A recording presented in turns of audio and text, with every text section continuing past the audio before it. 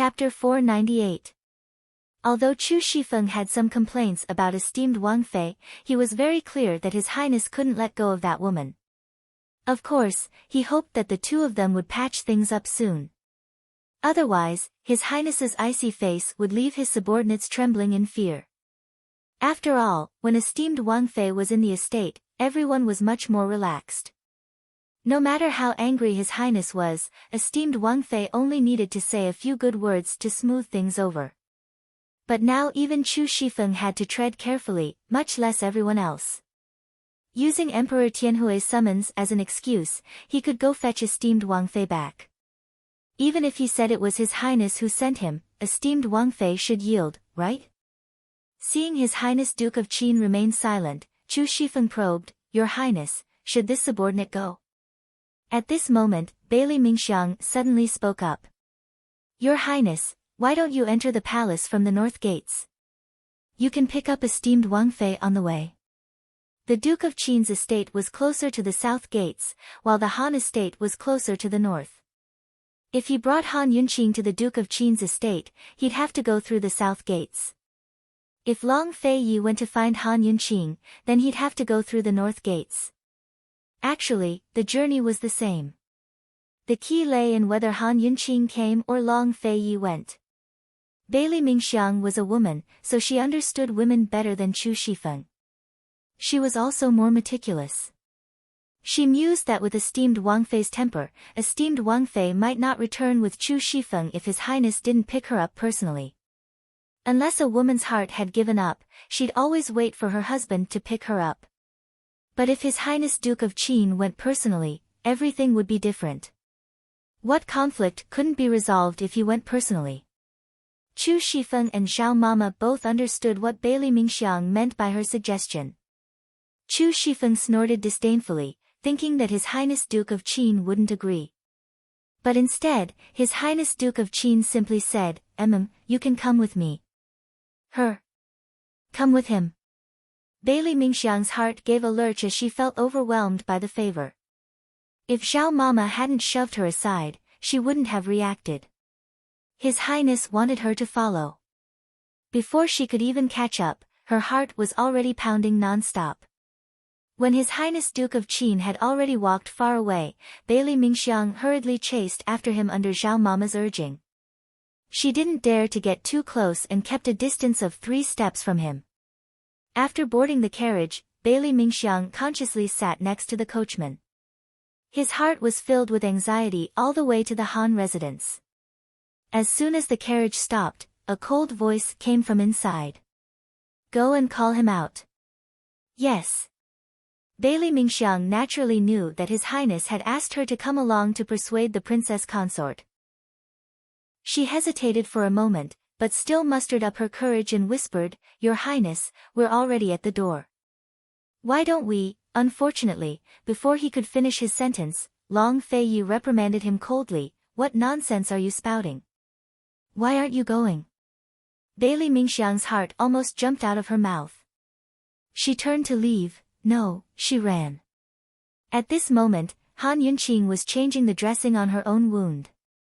Last night, she'd heard from Su Donglin that the Duke of Qin's estate hadn't made any moves, so she felt at ease. She mused that Long Fei Yi hadn't made a move despite such a big incident in the capital. Most likely, he was still sitting on top of the mountain to watch the tigers fight. As long as he didn't get involved, she didn't have anything to worry about. In any case, she hated these senseless fights in Tianning's imperial harem. Han Yunqing reacted calmly to Bailey Mingxiang's arrival. She only assumed that Bailey Mingxiang had come to persuade her to return. "You came just in time. I'm lacking a helper here," Han Yunqing said mildly. Bailey Mingxiang saw the mangled flesh on her shoulder and felt distressed. He quickly took over the gauze and helped her treat it. "Esteemed Wang Fei, why didn't you find little Chenxiang for help?" Forget about little Chenxiang, Han Yunqing didn't even want to see Lady Helian. That group of people had urged her to return as soon as they arrived. She treated her maternal home as a safe haven, but that group of people couldn't wait for her to leave. Han Yunqing didn't speak, but lazily sprawled on the bed, enjoying Bailey Mingxiang's service. Bailey Mingxiang coaxed her as he bandaged her wound. "Esteemed Wang Fei, why don't you return?" Han Yunqing pretended not to hear, but Bailey Mingxiang said again, "Esteemed Wang Fei, His Highness sent this servant to pick you up?" That wasn't the end of the sentence. His Highness sent this servant to pick you up and His Highness sent this servant to pick you up in a carriage to enter the palace had completely different meanings. Still, no matter what the meaning was, Han Yunqing's gloomy face relaxed quite a bit. Still, she didn't say a word. Bailey Mingxiang wasn't in a rush to coax her, but carefully finished bandaging the wound. Actually, esteemed Wang Fei's wound was very deep. Moreover, it hadn't been stitched up, so it took a lot of effort to bandage it up. After a long while, Bailey Mingxiang finished. Afraid that His Highness would grow impatient waiting outside, she quickly asked, "Esteemed Wang Fei, shall this servant help you tidy up?" "No need," Han Yunqing refused. Esteemed Wang Fei, husband and wife quarrel at the head of the bed, but reconcile at the foot of the bed. His Highness has already yielded, so why don't you come back with this servant?" Bailey Mingxiang persuaded earnestly. Han Yunqing mused to herself. Does this count as yielding? Does he believe in my innocence? Chu Shifeng's first complaint was enough for that guy to show up in the middle of the night. Couldn't he come himself now? Would she go back just because he sent someone to pick her up? And after that? Would he still not believe her? Or wouldn't he explain where he and Duan Muyao had gone? Would he keep arguing with her? Or would he just forget about everything and pretend nothing ever happened? Since she'd already returned to the Han estate, there was no reason for her to go back without a clear explanation. Esteemed Wang Fei, then what will it take for you to come back with this servant? Bailey Mingxiang coaxed again. Han Yunqing replied offhandedly, unless he comes in person. Hadn't Bailey Mingxiang been waiting for these exact words? Thrilled, she grabbed Han Yunqing's hand and said, Esteemed Wang Fei, quick, come with this servant. What for? Han Yunqing didn't understand.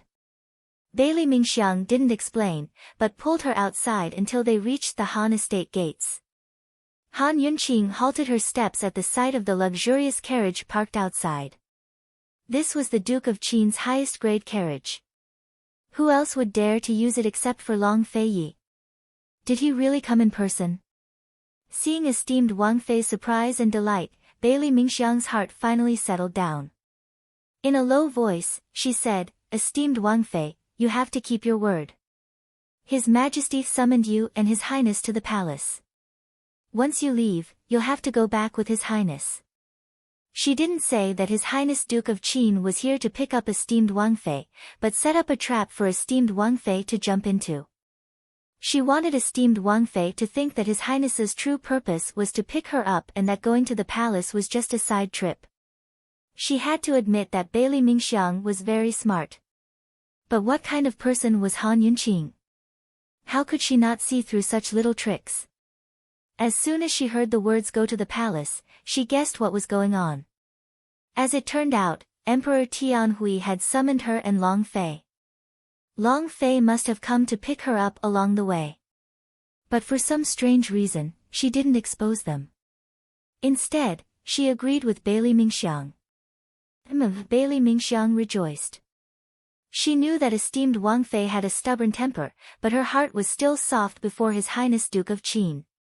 Now all she had to do was wait for His Highness and esteemed Wang Fei to leave the palace before fanning the flames a little. Then she'd have His Highness yield a little and succeed. Master and servant were about to head for the carriage when Long Fei Ye's sharp voice came from inside. Are we going or not?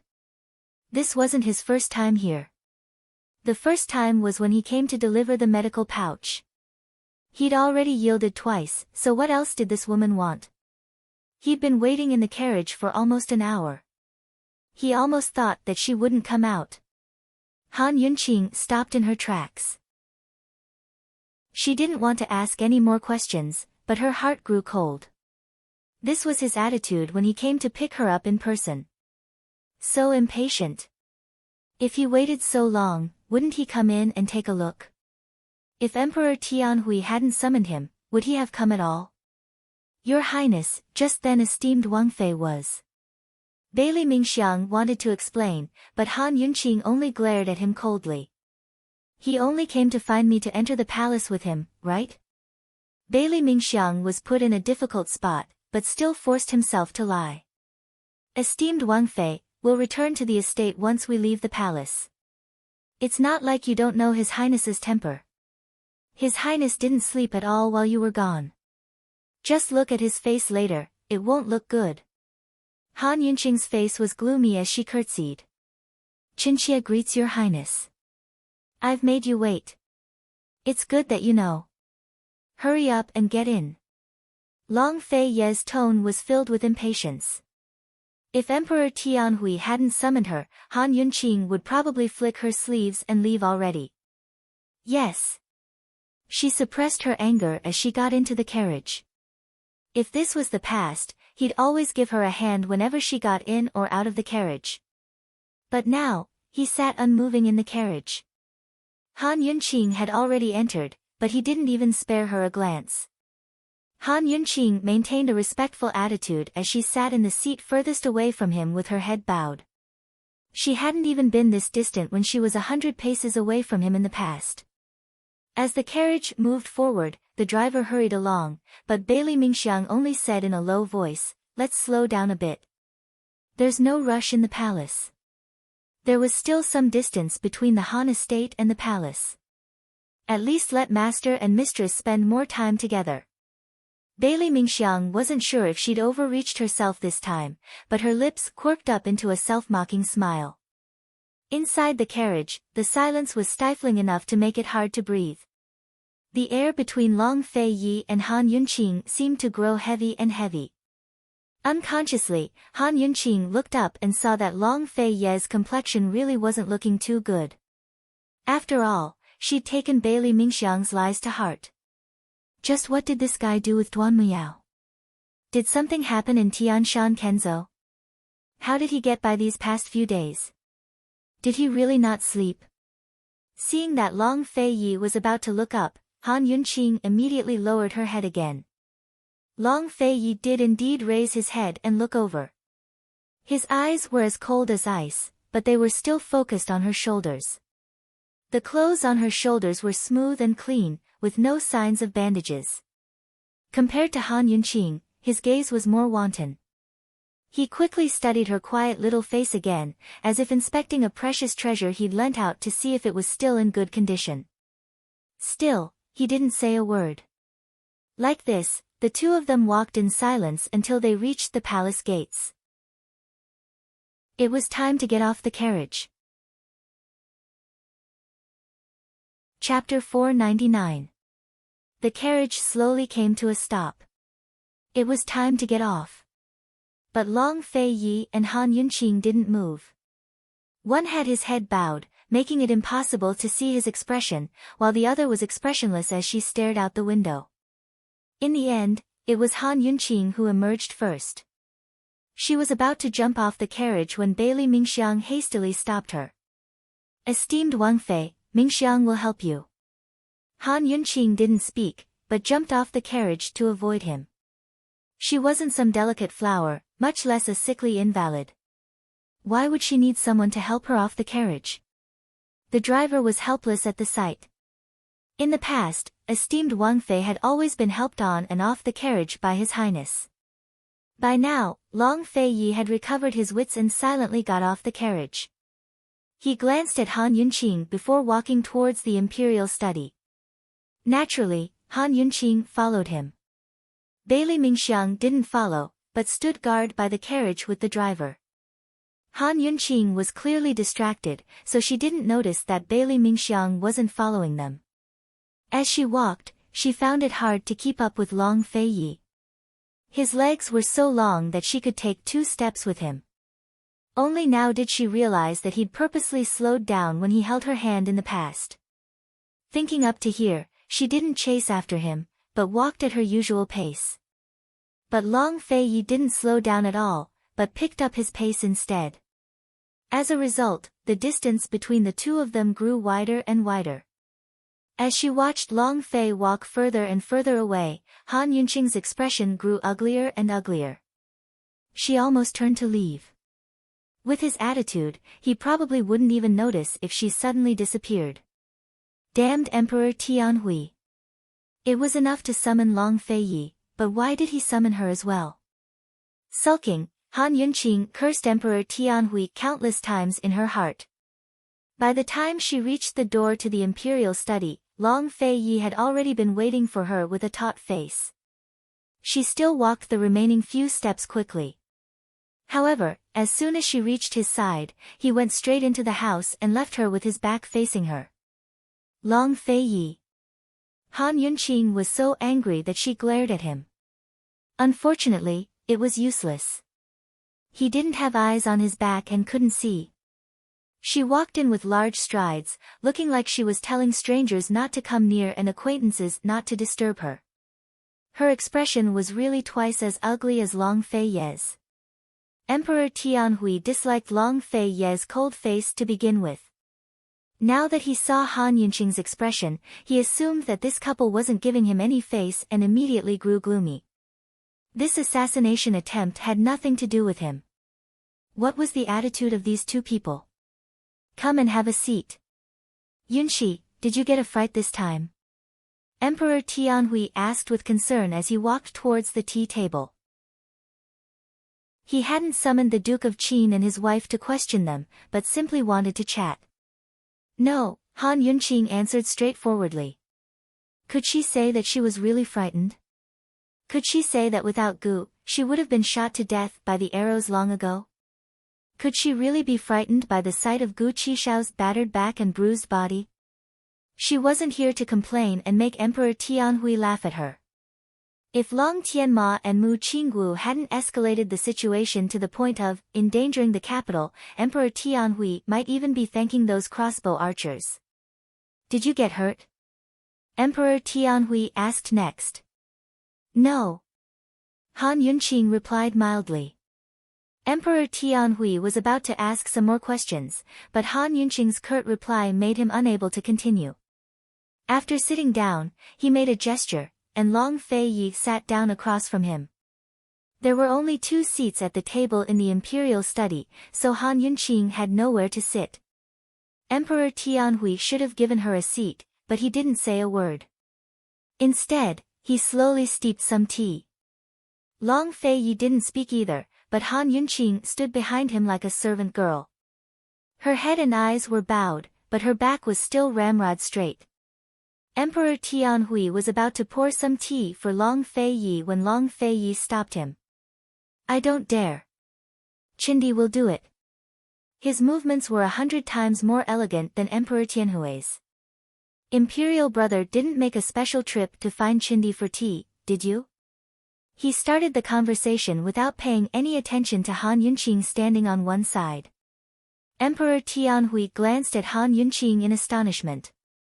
Could it be that the Duke of Qin had grown tired of this woman? Didn't he dote on her before? Is he just going to let her stand here and ignore her? Zhen really did make a special trip to find you for tea.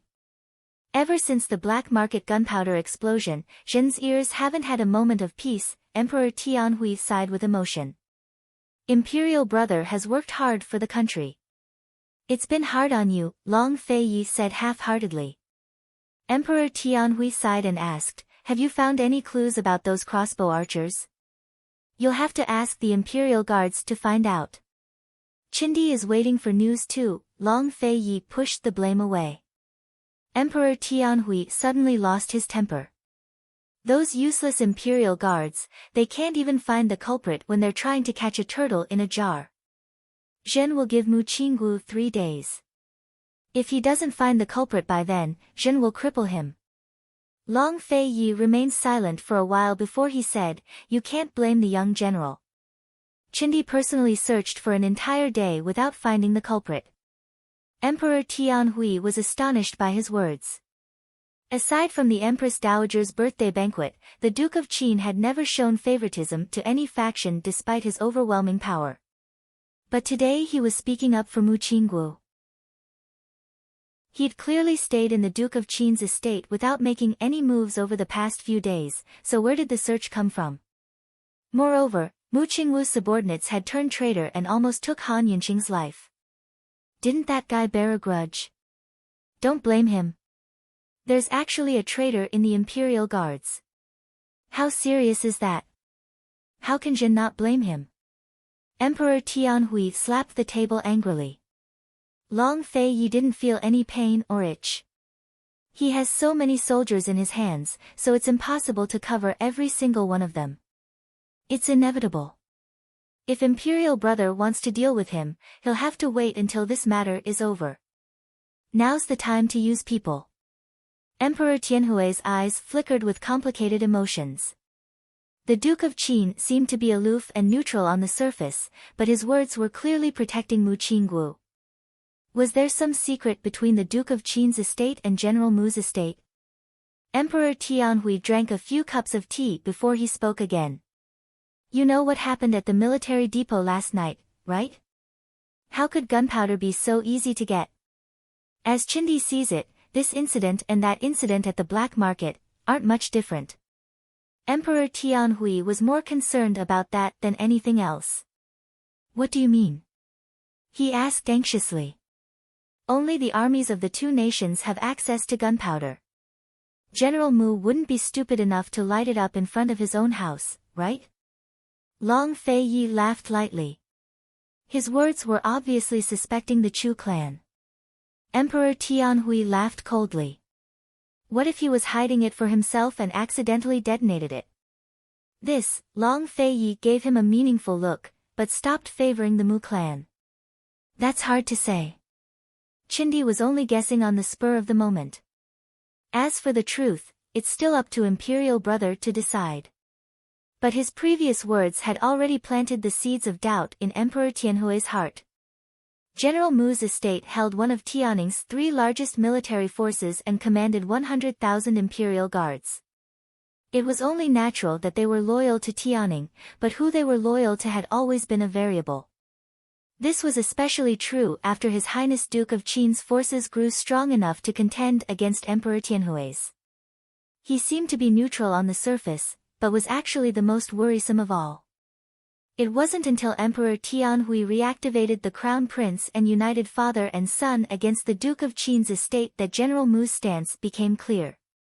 In front of the Duke of Qin, Emperor Tianhui wouldn't be on guard against his own son for now. He'd also included General Mu's estate in his own sphere of influence.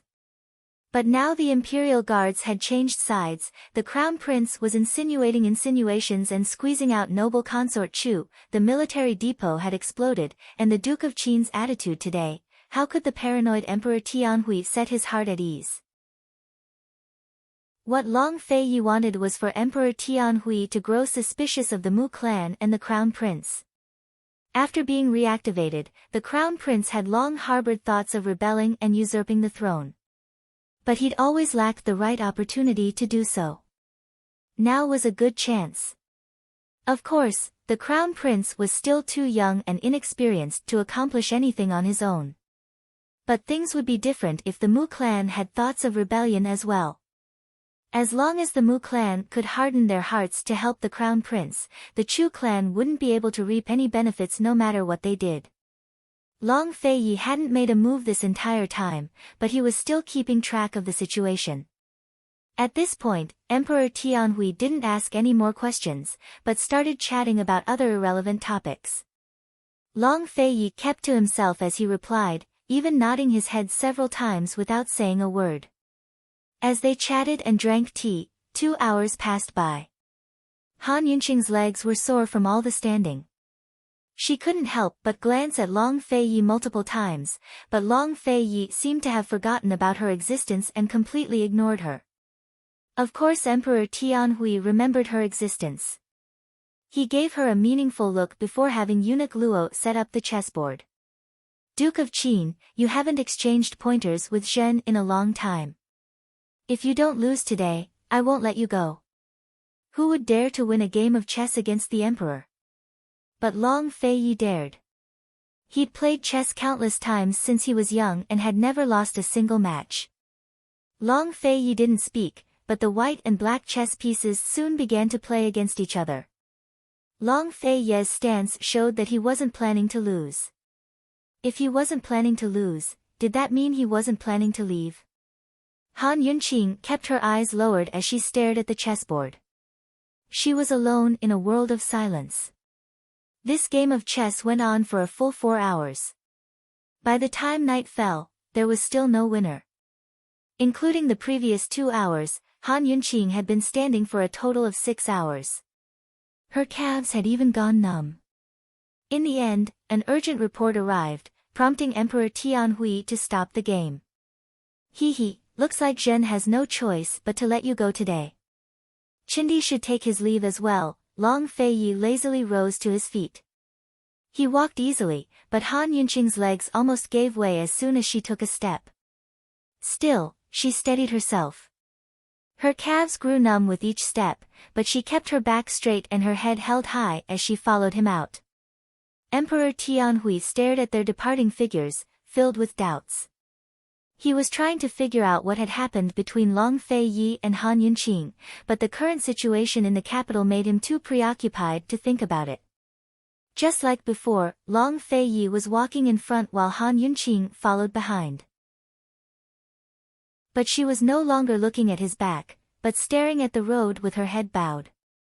She didn't know how long she'd been walking, but she only lifted her head when she reached the palace gates. Actually, she didn't like looking at his back because it gave her a sense of unfamiliarity.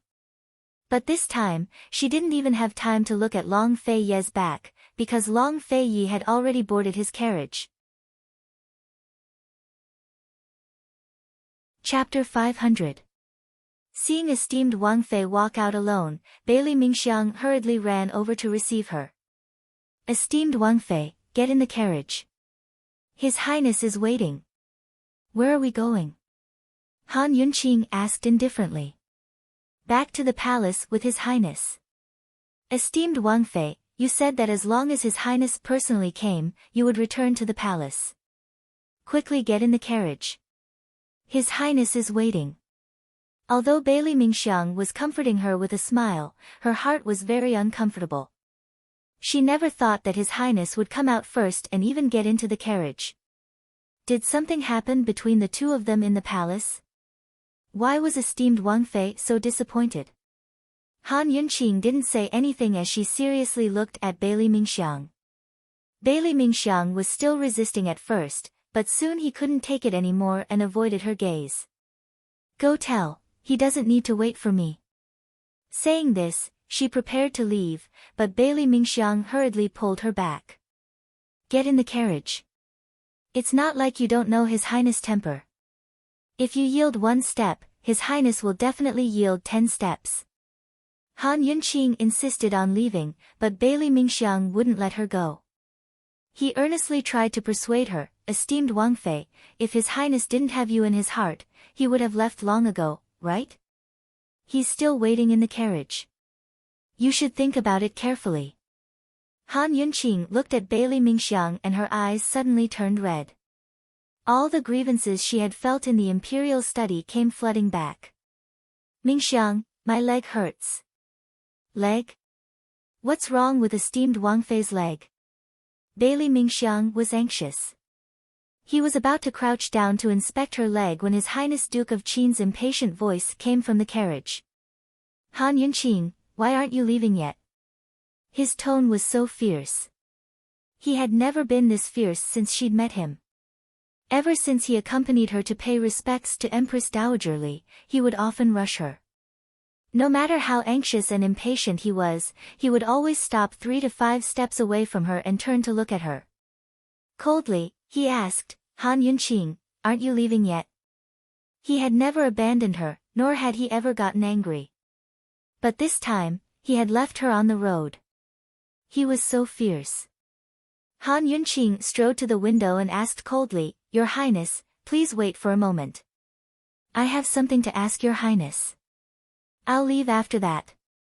In truth, the entire journey from the Han estate to the palace gates had left her feeling incredibly stifled. She really wanted to ask about Duan Muyao, explain about Gu, and quarrel with Long Fei Yi. However, after being mercilessly forgotten in the imperial study, she suddenly felt powerless. She suddenly did not want to say anything. If one had to work very hard to be liked by someone, then what was the point of being liked? Right now, she only wanted to clarify that question and then leave. Speak, he said coldly. The antidote that Gu gave, was it really only 80% full? Han Yunqing asked very seriously. As soon as she said this, the carriage fell silent. He said that the antidote he gave was indeed a full bottle, Han Yunqing added. However, the carriage remained silent. Han Yunqing waited patiently and did not rush him. After an indeterminate amount of time, Long Feiyi finally spoke. So you believe him? Han Yunqing avoided answering. I'm just asking your highness. You believe him and suspect this prince? Long Feiyi asked again. Han Yunqing only heard his cold voice, but did not know that he had been absent-minded in the carriage for a long time. She did not know how much hatred this man had endured, how much effort he had put in, how many plans he had messed up, and how many sleepless nights he had endured, from the moment he had decided to hide that matter until the moment Mute Granny hanged herself. From the moment they entered the palace until now, he had deliberately ignored her in order to provoke her into speaking up, to provoke her into rushing in front of him to argue with him. But who would have thought that this woman would ask such a question the moment she opened her mouth? It's Gu again. It's Gu again. As it turned out, she had unconditionally trusted him in Medicine Ghost Valley only because he was the Gu Qi Sha she loathed. Now that it was Gu, she immediately began to question her trust. This time, Han Yunqing fell silent. Han Yunqing, answer this prince's question. Long Feiyi said angrily. Gu brought me to find Mute Granny, so if he's really Gu Qi Sha, then he definitely wouldn't have hidden the antidote for himself, Han Yunqing replied objectively. She was not an idiot. Back then, she had indeed been prejudiced against Gu Qi Sha, which was why she had blindly believed that Gu Qi Sha had tricked them. But now that she was facing Gu Qi Sha, she was not biased. She was only thinking rationally.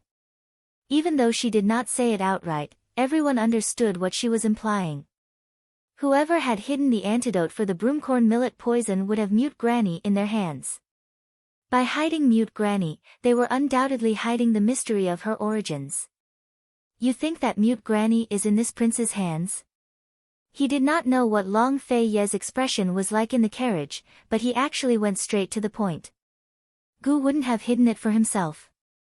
Then why did he put in the ineffective powder? Why did the ineffective powder so coincidentally turn the porcelain bottle black? Long Feiyi asked again. Gu was not only Pill Fiend, he was also the black-robed man who had barged into the hidden pavilion. He had done all of this to arouse Han Yunqing's suspicions. He would definitely not let this matter rest.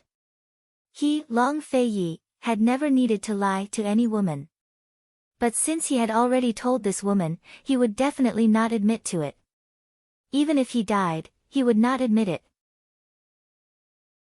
In the face of Long Feiyi's questioning, Han Yunqing recalled what Gu had said that night. She was in a mess. In the end, she said indifferently, Your Highness, just pretend that I didn't ask. With that, she powerlessly turned and left.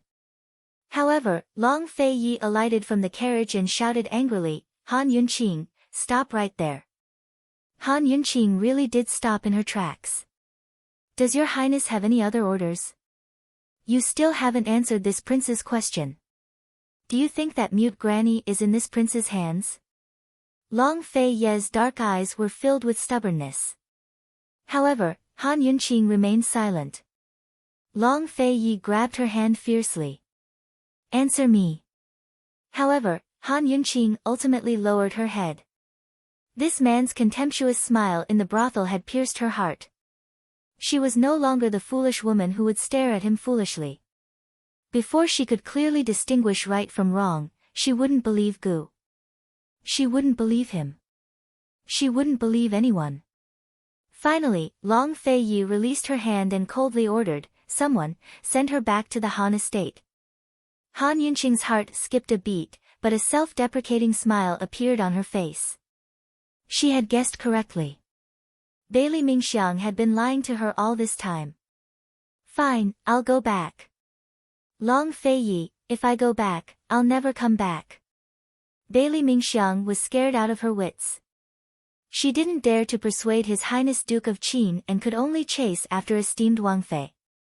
Unfortunately, by the time she chased after him, the coachman had already left and Long Fei Yi had already disappeared.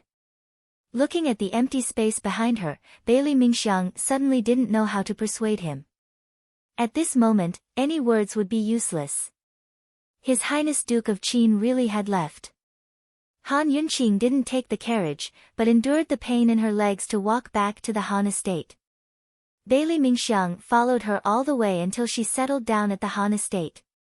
As soon as Long Fei Yi returned to the Duke of Qin's estate, he ordered Chu Shifeng to do something. Stop all of Pill Fiend Pharmacy's construction. He ordered cold. Chu Shifeng could clearly sense His Highness Duke of Qin's rage, but he still asked timidly, what about South Ning Prefecture? Stop everything. Long Fei Yi raged. Chu Shifeng had no choice but to do as he was told. His Highness had just told him to secretly build a large pharmacy in South Ning Prefecture that was twice as big as the one in the capital. Moreover, His Highness and Medicine City's Wang Gong had designed the blueprints together. It looks like it's not just a simple argument this time. Chu Shifeng could only do as he was told. As soon as he left, Tang Li showed up. Tang Li was about to fall ill from boredom at the hidden pavilion. Now that he was spared, he was as happy as a bird released from its cage. Big bro, when you're better, we brothers can work together and kill off that goo guy. I refuse to believe he's so lucky. Go to Celestial Mountain for me, Long Fei Yi said. Tang Li's expression changed. What for? He had run away from the wedding and caused the Tang clan to offend the bride's faction. His father had kept the bride's side in check while having Aunt Ru lead a group of people to search for him. Meanwhile, he was hiding in the most dangerous and safest hidden pavilion. Every month, he would release a fake trail to lure the old folks into running in circles. This month, Aunt Ru and the rest would probably go to Celestial Mountain as well. If he went there now, he'd be seeking death. Go see my master for me. Long Fei Ye's sorrowful tone made Tang Li feel heavy as well. He sighed softly and said, all right, I'll go. Afterwards, Long Fei Yi met with General Bailey again. The two of them had a secret conversation behind closed doors, but it was impossible to know what they discussed. As soon as General Bailey returned to the Bailey estate, he transferred a few mermaid soldiers to hide in the Han estate's lake and wait for orders. Meanwhile, Long Fei Yi returned to his quarters to continue treating his wounds. His seclusion lasted for 10 days and 10 nights. Within those 10 days, the capital city fell into chaos. Then all of Tianning fell into chaos. 3 days later, General Mu discovered that the gunpowder had exploded inside the military depot, not outside the walls. When Emperor Tianhui found out, he flew into a rage and questioned the Mu family about their secret stash of gunpowder. General Mu denied it, saying that the location of the explosion wasn't enough evidence. As for the truth, whether one of his subordinates had stashed the gunpowder away, or someone had planted the evidence to frame them still needed to be investigated. Without any evidence, Emperor Tianhui had no right to condemn the Mu family. Still, he reduced General Mu's military authority in front of all the civil and military officials and gave the 1st Artillery Corps to the Minister of War, Lord Wu, to take charge of. Naturally, he gave the gunpowder storehouse to the Ministry of War as well. At the same time, because the Imperial Guards still hadn't found the whereabouts of the crossbowmen, Emperor Tianhui removed Mu Qinggu from his position as Great General of the Imperial Guards and replaced him with Deputy General Meng Zhan. It had to be said that the Mu family had taken a huge tumble this time. The Imperial Guards and the 1st Artillery Corps were all elite soldiers who were directly responsible for the safety of the capital city. How could anyone not feel heartache when they were gone? The Mu family's hearts were dripping blood, but Crown Prince Long Tianma felt even worse. As soon as court was over, the crown prince lost his cool and rushed straight to the Mu family to interrogate Mu Qinggu. Just what's the deal with that commander of the imperial guards? Speak. Mu Qingwu's face was filled with resentment, but he didn't speak. Long Tianma glared at General Mu. Great General, speak. General Mu's expression was grave as he fell silent. If you don't speak, how can this crown prince help you? Imperial father is only taking the first step. Don't you know that noble consort Chu's already been favored? If you keep pillow talk, you'll have no choice but to admit to your secret stash of gunpowder. Long Tianmo raged. Finally, Mu Qinggu couldn't take it anymore. Father, His Highness Crown Prince has the right to know. Chapter 501. For Mu Qinggu to say something like this, there was no doubt that this father and son pair knew about the betrayal of the imperial army. Even though he didn't know the truth, Long Tianma was even angrier. He slammed his fist on the table. You. Good. Very good. He and Mu Qinggu had done so much and had gained his father's trust in the beginning. However, after his father summoned the Mu family to ask about the betrayal of the imperial army, everything began to change. If it wasn't for the betrayal of the imperial army arousing his father's suspicion, things would not have developed to this point. If it was before, based on his father's trust in the Mu family, he wouldn't have stripped them of their military power so quickly just because of the gunpowder explosion in the armory. At least his father would still consider and hesitate. They could still fight for the time his father had to consider and hesitate. But now, the entire court was laughing at the Eastern Palace. Who didn't know that the emperor suppressing the Mu family was questioning the Eastern Palace? Seeing that General Mu still didn't speak, Long Tianma's face twisted in anger. He was about to flick his sleeves and leave when General Mu suddenly spoke up. Your Highness, please calm your anger. This general has his own difficulties. Speak. Long Tianma forcefully suppressed his temper. But as soon as Great General Mu uttered a name, Long Tianma smashed the most precious gold-threaded cedar wood tea table in the general's estate with his fist. This name was without a doubt Mu Luyue. Even though he was facing Mu Yoyue's father and brother, Long Tianma couldn't help but draw his sword. This prince will kill her. Mu Qinggu quickly stopped him. Actually, when he found out who the traitor of the imperial army was, he knew what was going on. That was why he didn't hesitate to kill him. As for the two captains in the imperial prison, they only obeyed and knew nothing, so they couldn't get anything out of them. Let go. Long Tianma's face sunk. General Mu kneeled in front of him. Your Highness, please calm your anger.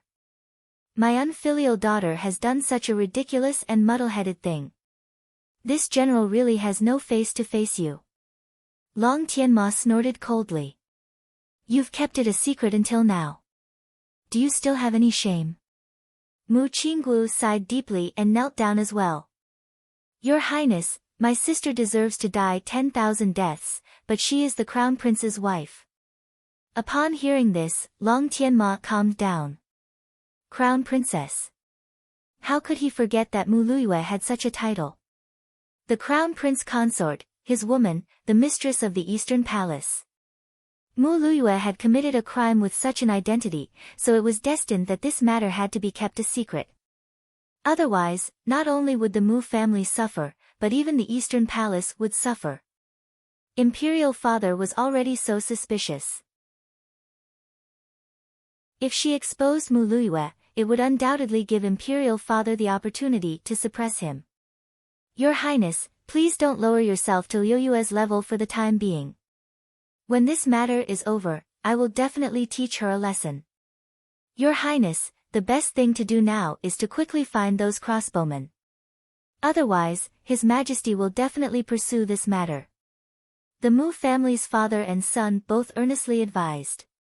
Mu Qinggu wholeheartedly protected the overall situation, and General Mu also had some selfish motives. He was reluctant to part with his daughter. Long Tianma fell to the side, his heart extremely uncomfortable. The thing he regretted the most in his life, but also the thing he couldn't regret the most, was marrying Mu Luiyue. Of course, when he married Mu Luiyue, it was for the Mu family. Now that things had reached this point, it was time to let the Mu family play its true role. After a long silence, Long Tianma lowered his voice. The two of you, rather than trembling in fear and being trampled on by others, why don't you? He didn't continue speaking, but made a motion of drawing his sword. Without a doubt, this was an attempt to rebel. Mu Qinggu was shocked, but General Mu wasn't surprised. He had long guessed that this day would come, but he didn't expect it to come so soon. Neither father nor son said a word. Long Tianma lowered his voice even further. If we don't do it now, when will we? Once Imperial Father takes away all of your military power, it'll be too late for regrets. Unfortunately, the Mu family's father and son still remained silent. General Mu usually looked crude, impulsive, and had a bad temper, but he was still very cautious when it came to such important matters. The Mu family had been through 2 generations of Tianning's monarchs. They had been able to maintain a neutral stance in the past, win Emperor Tianhui's deep trust, and control such a large military power. This was enough to prove that General Mu wasn't simple.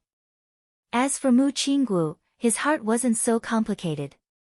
He didn't want to be loyal to anyone but Tianning and the common people. Once there was internal strife, the ones who would suffer the most would be the innocent people. Long Tianma was well aware of the Mu family's attitudes. He remained silent, but he didn't stay silent to the end. Soon enough, he left behind a few words and strode away. He said, "Fine. Count it as this crown prince's loss this time. I'll put this debt on Mu Yoyue's head." Long Tianma hadn't even left the courtyard when General Mu chased after him. "Your Highness Crown Prince. Your Highness Crown Prince, please wait." Mu Qinggu followed behind him, watching his father's once tall and sturdy figure become so haggard and old. A trace of sorrow rose in his heart. He also felt that Mu Luiyue deserved to die for this matter. Unfortunately, he knew that his father wouldn't just sit by and watch. Luiyue looked too much like his late mother. Moreover, no matter how much parents spoiled their children, it was still within reason. After all, they were blood relatives. Many times, Mu Qinggu would rather be born in a heartless and cold-blooded imperial family. That place didn't have the shackles of kinship. As soon as General Mu chased after him, Long Tianma knew he had a chance. He couldn't marry Mu Luiyue for nothing. As expected, General Mu murmured, "Your Highness Crown Prince, this soldier will remember this matter in my heart." But the current Imperial Guard, before he could finish, Long Tianma laughed coldly. "Many of the Imperial Guards were promoted by your Mu family troops. Moreover, aren't the cannoneers in the Ministry of War's hands?" The wisest thing Emperor Tianhui had done in his life was to seize the chance to take back the cannoneers from General Mu's estate. This was something he'd wanted to do for a long time. But the stupidest thing he'd done was to hand over the cannoneers and gunpowder stores to the Minister of War. After all, the Minister of War had long been Long Tianma's man. When Chu Qingga had received a squad of archers as her dowry, it was the Minister of War who'd suggested leaving them at the borders under the command of the Cavalry General Great General Ning. After the Minister of War's suggestion, the Crown Prince wanted to follow suit, but it was General Mu who told him to avoid suspicion. General Mu nodded helplessly, but he still couldn't make up his mind. "This is a serious matter, and it's come so suddenly. I ask that your Highness give this soldier some time to think it over." Long Tianma nodded. "Fine. This Crown Prince will give you time, but you should make your preparations by now." Everything had happened too suddenly. He never expected his imperial father to be so suspicious, but since his father would rather believe an outsider like Chu Qingga than him, then he shouldn't blame him for abandoning their father-son relationship. When the emperor had used his life to deal with the Duke of Qin and Qin Wangfei, he'd forgotten about his imperial father in his heart. Just like that, the Eastern Palace and General Mu's estate began to make their preparations. The heavy responsibility of hunting down the archers fell to the new commander of the Imperial Guards, Meng Zhan. This man was loyal and devoted to Emperor Tianhui, and was known to be strict with his new post. He started a new round of manhunts that left everyone on edge.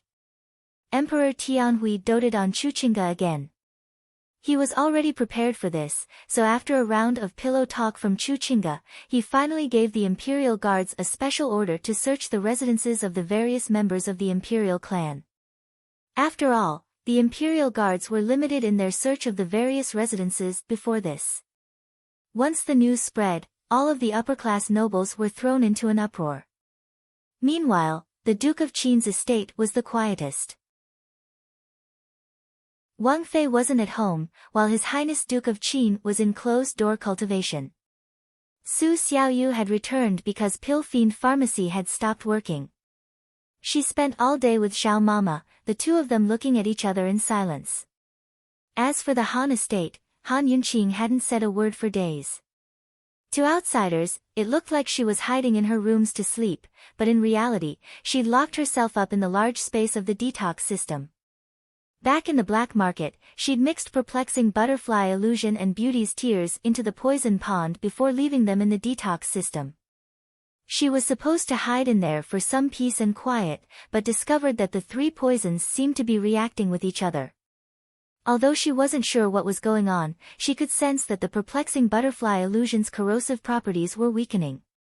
Of course, there were plenty of other things she could do in the detox system, such as manually organizing the massive storehouse of medicinal ingredients. In the past, she'd make herself busy whenever she was in a bad mood. She'd be very busy, but the busier she was, the better she felt. That was why she couldn't care less about her moods. But damn it, why did she keep making mistakes this time? She'd actually messed up the orderly storehouse until it was a complete mess. In the end, she had no choice but to waste her brain power to have the system tidy things up. After that, she'd start messing around again, messing things up. If Long Fei Yi found out one day that she was hiding in the Han estate, what would his reaction be? Today, Long Fei Yi emerged from his closed-door cultivation, half of his injuries healed. As soon as he emerged, Chu Tianyin came with news. Your Highness, as you expected, the Chu clan has made their move. Are you done packing? Long Fei asked mildly. Everything's been packed, just. Chu Tianyin didn't dare to continue. Without a doubt, everything under His Highness's name had been taken care of except for one woman. It wasn't clear whether Long Fei Yi knew what he meant, but he only said coldly, you should make preparations as well. Your lordship will leave the city tonight. All right, Chu Tianyin could only pretend he hadn't said a word. That night, something big happened at the general's estate. The commander of the Imperial Guards led a group of men to personally search the estate and found dozens of crossbow archers hiding in an abandoned latrine in the rear courtyard. Of course, the archers had fled, but Meng Zhan had personally shot two of them. News of this sent the entire city into an uproar. Meng Zhan sent men to chase after the archers while surrounding General Mu's estate. Emperor Tianhui was furious. That very night, he issued orders to strip the Mu father and son of their authority as generals, take back all command tokens, and imprison them in the justice courts to await trial. But just as the Mu father and son were being escorted to the imperial prisons, 3 cannon blasts came from outside the city. The cannoneers had rebelled first. For a moment, the entire capital city was thrown into chaos. The Mu father and son had no choice but to join forces with the old imperial guards and officially raise their troops on their way to the imperial prisons. When there was a mutiny in the capital, attacking the imperial palace was their first priority. Emperor Tianhui spat out a mouthful of blood in his imperial study. Fortunately, more than half of the imperial guards were on hand to hold back the enemy. Chu Qingge never expected things to get so serious, while the hidden Chu Tianyin was even more surprised. Everything had gone according to plan, but Long Tianma's move had ruined all of his efforts. Everyone fled in the chaos of the night, but the Han estate had long been deserted. Where was everyone?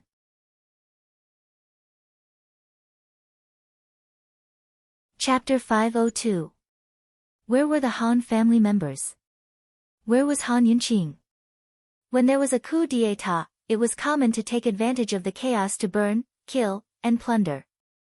Amidst the chaos, Long Tianma still had the time to send people to protect her. Qin Wangfei had been living in the Han family for a few days, and those who cared about her knew about it. Unfortunately, Long Tianma's trusted aide came empty-handed. As soon as she left, Mu Qinggu sent over his trusted aide from the imperial army. Unfortunately, there was also no one to be seen. In reality, the first to arrive wasn't Long Tianma and Mu Qinggu's men, but Gu. However, Gu had already turned the Han family upside down, but there was no sign of Han Yunqing. Where was she? Of course, this group of people had all gone to the Duke of Qin's residence. Only then did they find out that the Duke of Qin's residence was also empty. Such a coincidence must have been the Duke of Qin's doing. Long Tianma and Mu Qinggu received this news just as they were about to attack the palace gates. Mu Qinggu didn't say anything, but Long Tianma sighed softly. All of this, in the end, it couldn't escape Imperial Uncle Qin's control. The Duke of Qin was able to leave the city early and evacuate so cleanly, leaving both residences empty. Without a doubt, he had long predicted that Long Tianma would raise an army to rebel and had long made preparations. Long Tianma finally understood why Imperial Father had made such a big move this time and put the Mu family to death. Imperial Uncle Qin must have played a part in this. He knew that in this game, he had also become Imperial Uncle Qin's chess piece, but he didn't care. Without Imperial Uncle Qin adding fuel to the fire, how could General Mu have been forced to jump over the wall? Everyone felt that this coup d'état was sudden, but he felt that it was too slow and too late. Resentment had been brewing in his heart for a long time. While they were attacking the palace gates, the sound of cannons came from the other side. Without a doubt, the city gates had been breached. Once the cannons arrived, they were invincible. Who could stop them? As the cannons rumbled, the morale of the Crown Prince's army was greatly boosted.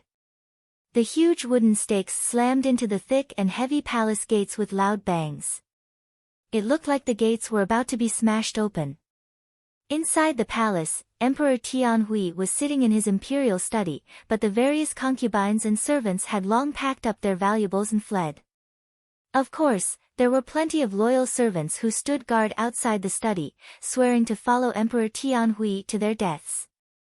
Currently, a few important officials and the commander of the Imperial Guard, Meng Zhan, were all in the imperial study, urging Emperor Tianhui to retreat. Emperor Tianhui's face was ashen white as blood trickled from the corner of his mouth. He'd been plagued with illness for the past 6 months, but tonight's blow had aged him overnight. A man in his 40s looked even older than a man in his 50s or 60s. Hearing the chaos outside, the hands hidden in his sleeves trembled uncontrollably. Perhaps it was anger, or perhaps it was fear. "Your Majesty, the palace gates are about to be breached. Let's go. Your Majesty, it'll be too late if we don't retreat now. The Crown Prince and the Mu family have committed treason and heresy. They have sent troops without justification and will definitely lose the support of the people. This humble subject boldly suggests that Your Majesty move the capital to Xijing and mobilize the elite troops from the central and western regions to surround the rebel army. Tonight, we've only lost a single city." Hearing Meng Zhan's words, Emperor Tianhui recovered from his shock. Meng Zhan was right. Tonight, they'd only lost the capital. If they didn't leave now, they'd lose all of Tianning. The Crown Prince had gained the upper hand in the capital only because he had the 1st Artillery Corps. But Tianning had more than one artillery corps. The capital, northwest, and central regions each had their own 1st, 2nd, and 3rd Artillery Corps. Although the Mu family had been in charge of the foot soldiers for years, not all of them were trusted subordinates of the Mu family. After the mutiny, the various generals stationed in the various regions would naturally choose a better tree to live in. Not all of them were under the Mu family's control. In the end, Emperor Tianhui was still able to stabilize the situation. He immediately ordered a retreat, but the palace had already been breached. Both the east and west gates had been blocked off, leaving only the north and south escape routes. In the midst of the chaos, Chu Qingge gave Emperor Tianhui an idea. Emperor Tianhui immediately decided to disguise himself as a eunuch and had Meng Zhan and the rest disguise themselves as his bodyguards. They mixed into the fleeing servants and escaped through the north gate. Meanwhile, all of the servants and family members were to escape through the south gate to lure away the rebel army. Just as Emperor Tianhui was about to leave, Chu Qingge stepped forward. "Your Majesty, Qinxie may be so bold as to make a presumptuous request." Faced with imminent disaster, Emperor Tianhui was in no mood to be good-tempered. "What is it?" he asked coldly. "Qinxie wants to disguise as you and head for the south gate. First, I'll lure away the crown prince and the rest. Second, I'll wait for a chance to kill them all," Chu Qingge said seriously. At her words, everyone remembered that this noble consort knew martial arts as well. Moreover, her archery skills were top-notch. Finding a eunuch to pretend to be Emperor Tianhui to lure away the rebel army might not buy them much time. If Chu Qingge was the one doing the job, she might even have a chance to turn the tables. Once the crown prince died, the dragons would be leaderless and the situation would be completely different. Emperor Tianhui was thrilled. "All right. As long as you kill that unfilial son for Zhen, you'll be Tianning's empress." "Empress?" Chu Qingge's heart filled with bitterness. She wanted nothing more than for Emperor Tianhui to die in the chaos, but she had no choice but to protect him. If for no other reason than the fact that she wasn't pregnant with Tianhui's child yet. "As long as your majesty is safe and sound, Qinxie will be perfectly satisfied," Chu Qingge said against her will. Emperor Tianhui was deeply moved. He gripped Chu Qingge's hand tightly and said, Zhen will wait for you at the 7-li bridge outside the city." Chu Qingge nodded and slipped his hand out of her grasp. Then she turned and left. The flames of war in the capital city burned for days and nights. Rumors said that on the night of the rebellion, the crown prince hadn't even caught up to Emperor Tianhui before he was ambushed by a high-level expert. Fortunately, a group of black-robed guards helped him survive. Another rumor said that General Mu had caught up to Emperor Tianhui himself and killed him at the south gate. Another rumor said that Emperor Tianhui hadn't died, but had long escaped from the north gate. Instead, it was General Mu who'd been killed by Meng Zhan in the chaos. The flames of war burned for 5 days and 5 nights. As the capital city grew calm, many of the preposterous rumors were dispelled. Actually, Emperor Tianhui had successfully escaped from the capital while Chu Qingge had run into General Mu. Both of them had been injured in their duel. While Emperor Tianhui was still on his way to West Jing, the crown prince had declared himself emperor in the capital city. On one hand, he continued to chase after Emperor Tianhui, while on the other, he actively recruited powerful officials and local powers. While the capital was in chaos, Tianning's various powers began to express their views. Some denounced the crown prince, some pledged their support to Emperor Tianhui, while others supported the crown prince and defected to Tianhui's side. Still, it was impossible to ignore the fact that the powers of the central regions and Jiangnan, whether it was the military or the large counties and prefectures, all pushed His Highness Duke of Qin forward and supported him as emperor. Hearing the news, Emperor Tianhui viciously smashed a teacup in his carriage. Duke of Qin. He seemed to suddenly realize something as rage filled his heart. It took him a long time to recover before he spat up a mouthful of blood and fainted. Imperial Physician Gu. Quick, find Imperial Physician Gu. Chu Qingge shouted. But no one found Gu Beiyue, the Imperial Physician. Nobody knew that Gu Beiyue had been the first to leave the palace on the night of the coup. Although Long Tianma had long expected this, he still couldn't help but clench his fists when he heard the news. His expression was gloomy for days. After all, Tianning's central regions only had 3 prefectures, but they were all extremely large and populous. Meanwhile, Tianning's Jiangnan was not only Tianning's most fertile land, but also the richest in all of Cloud Realm continent. It was a land of fish and rice, rich in natural resources. In other words, it had a lot of people and plenty of grain. Father and son had fought each other to the death, but the Duke of Qin had gotten the most out of it without any effort at all. Emperor Tianhui denounced Long Tianma and the Mu family for treason and heresy for usurping the throne.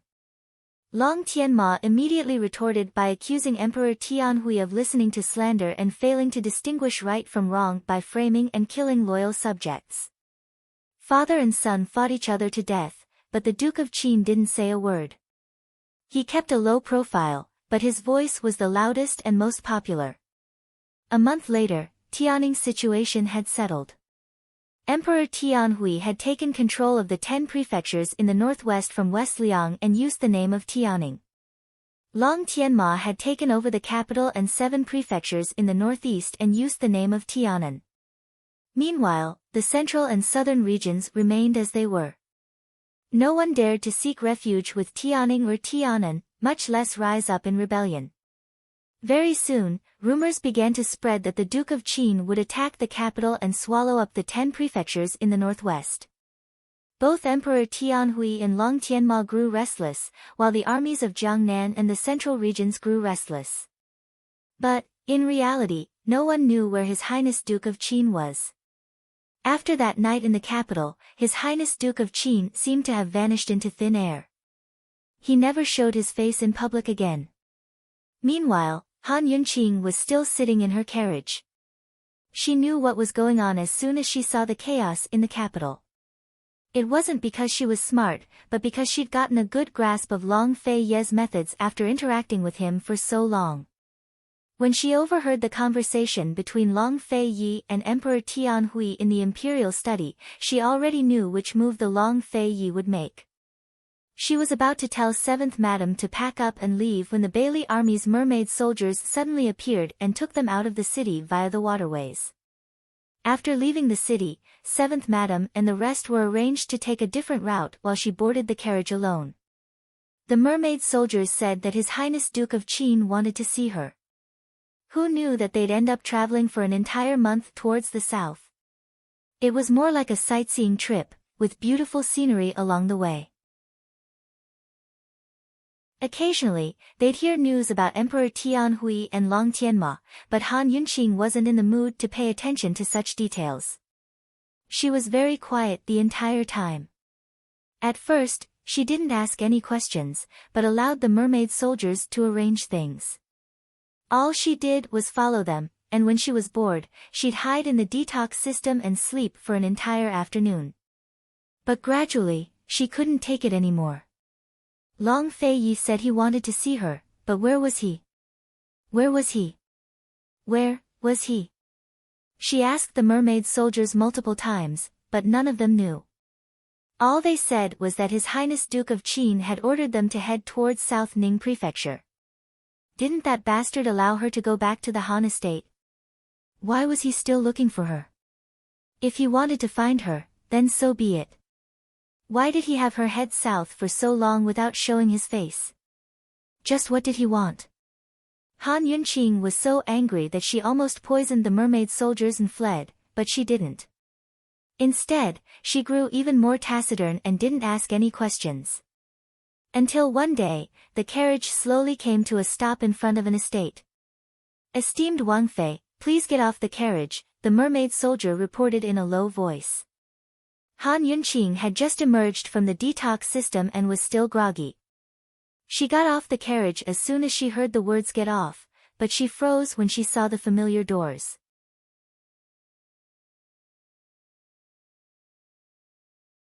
Chapter 503. Aside from the Duke of Qin's estate, this was the place where Han Yunqing had lived the longest. Even the Han estate couldn't compare to this place. Han Yunqing stood at the entrance, staring blankly at the large horizontal board. Here, he had stood behind her and recited the poem, Divinator. Praise of the plum blossoms. Here, he had asked her what was precious. She had replied, "If one wishes to obtain the heart of one, they will never part even when their hair turns white."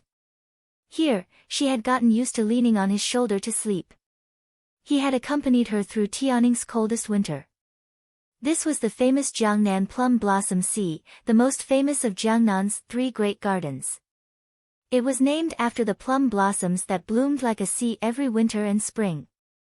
This place was the New Year's gift from Long Fei Yi to her.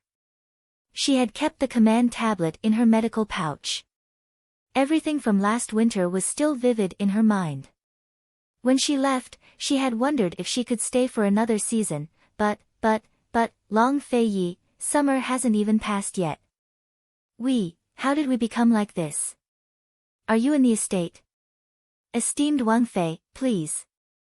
The mermaid soldier presented the command tablet to the Plum Blossom Gardens, interrupting Han Yunqing's thoughts. Without a doubt, the medical pouch was in his hands. He had taken the command tablet out of it. Han Yunqing was silent for a long time before she finally asked, "Is His Highness inside?" Esteemed Wang Fei, please forgive me. This subordinate isn't clear. This subordinate only received orders to send you here yesterday, the mermaid soldier replied truthfully. Han Yunqing silently took the command tablet and stepped into Jiangnan's Plum Blossom Sea. Once inside, she hurried towards the small hot springs. She didn't know why she was in such a rush, but she was. She had almost rushed to the small hot springs when she came to an abrupt halt at the entrance. Only when she saw the emptiness of the small building did she regain her senses. He wasn't here. She smiled faintly, laughing at her own impatience. What was there to be anxious about? What was the difference between seeing him and not seeing him? He probably didn't want to see her, right? Otherwise, he would have come after promising her for a month, no matter how busy he was. But why did he leave her here in the Plum Blossom Sea? She couldn't even get him, so what was the point of these worldly things?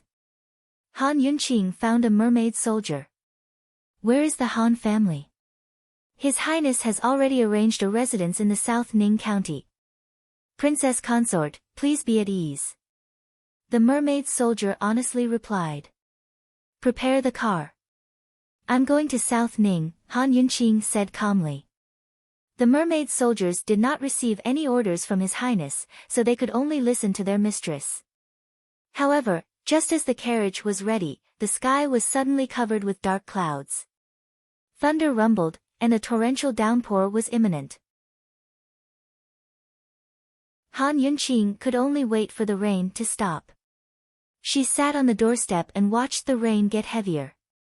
She unconsciously fell into a daze again. She didn't know that Long Fei Yi had been watching her from a distance. Over the past month, Tianning had been in turmoil, but this ruler of all things had done nothing. He had followed Han Yunqing's carriage from north to south, protecting her in secret and keeping her company in silence. He clearly said that he wanted to see her, and he clearly saw her all the time, but she didn't know. At this moment, she didn't know if he was looking at the rain, at her, or at a daze. His dark eyes were as deep and unfathomable as the sea. His brows were furrowed like swords. He could control the entire world, but not a single woman. Suddenly, a white shadow flew past Han Yunqing's back. Sensing the movement, Han Yunqing immediately turned back. Long Fei Yi wanted to leave, but it was too late. Han Yunqing had caught him red-handed. Lil Thing was panting as it pounced nearby. It had been struggling for a month to lure Mama Yunxi to see Papa Long, but had never found a chance. The rain had finally given it a chance. It only hoped that the next time Papa Long grabbed it by the tail, it wouldn't end up in such a miserable state. Han Yunqing never expected to see Long Fei Yi like this. She gave a start, feeling like she was dreaming. When she turned back, she saw him right behind her. Long Fei Yi glanced in the direction Lil Thing had flown off in before letting Han Yunqing look on without batting an eyelid. Damn it, the two of them were silent as soon as they met. In the end, Long Fei Yi simply turned to leave. You, stop right there. Han Yunqing said coldly. Long Fei Yi really did stop, his back especially silent. What did you find me for? Han Yunqing asked mildly. Long Fei Yi didn't reply. After standing there for a while, he prepared to leave. Han Yunqing watched him leave step by step before chasing after him into the rain. She reached him and threw the Plum Garden command token at him. "Give me back my medical pouch." Long Fei Yi didn't catch it, but the ceramic command token shattered into pieces. He looked down at the same time she did the same. Her palms began to ache as she stared at the fragments. "Fine," he finally spoke.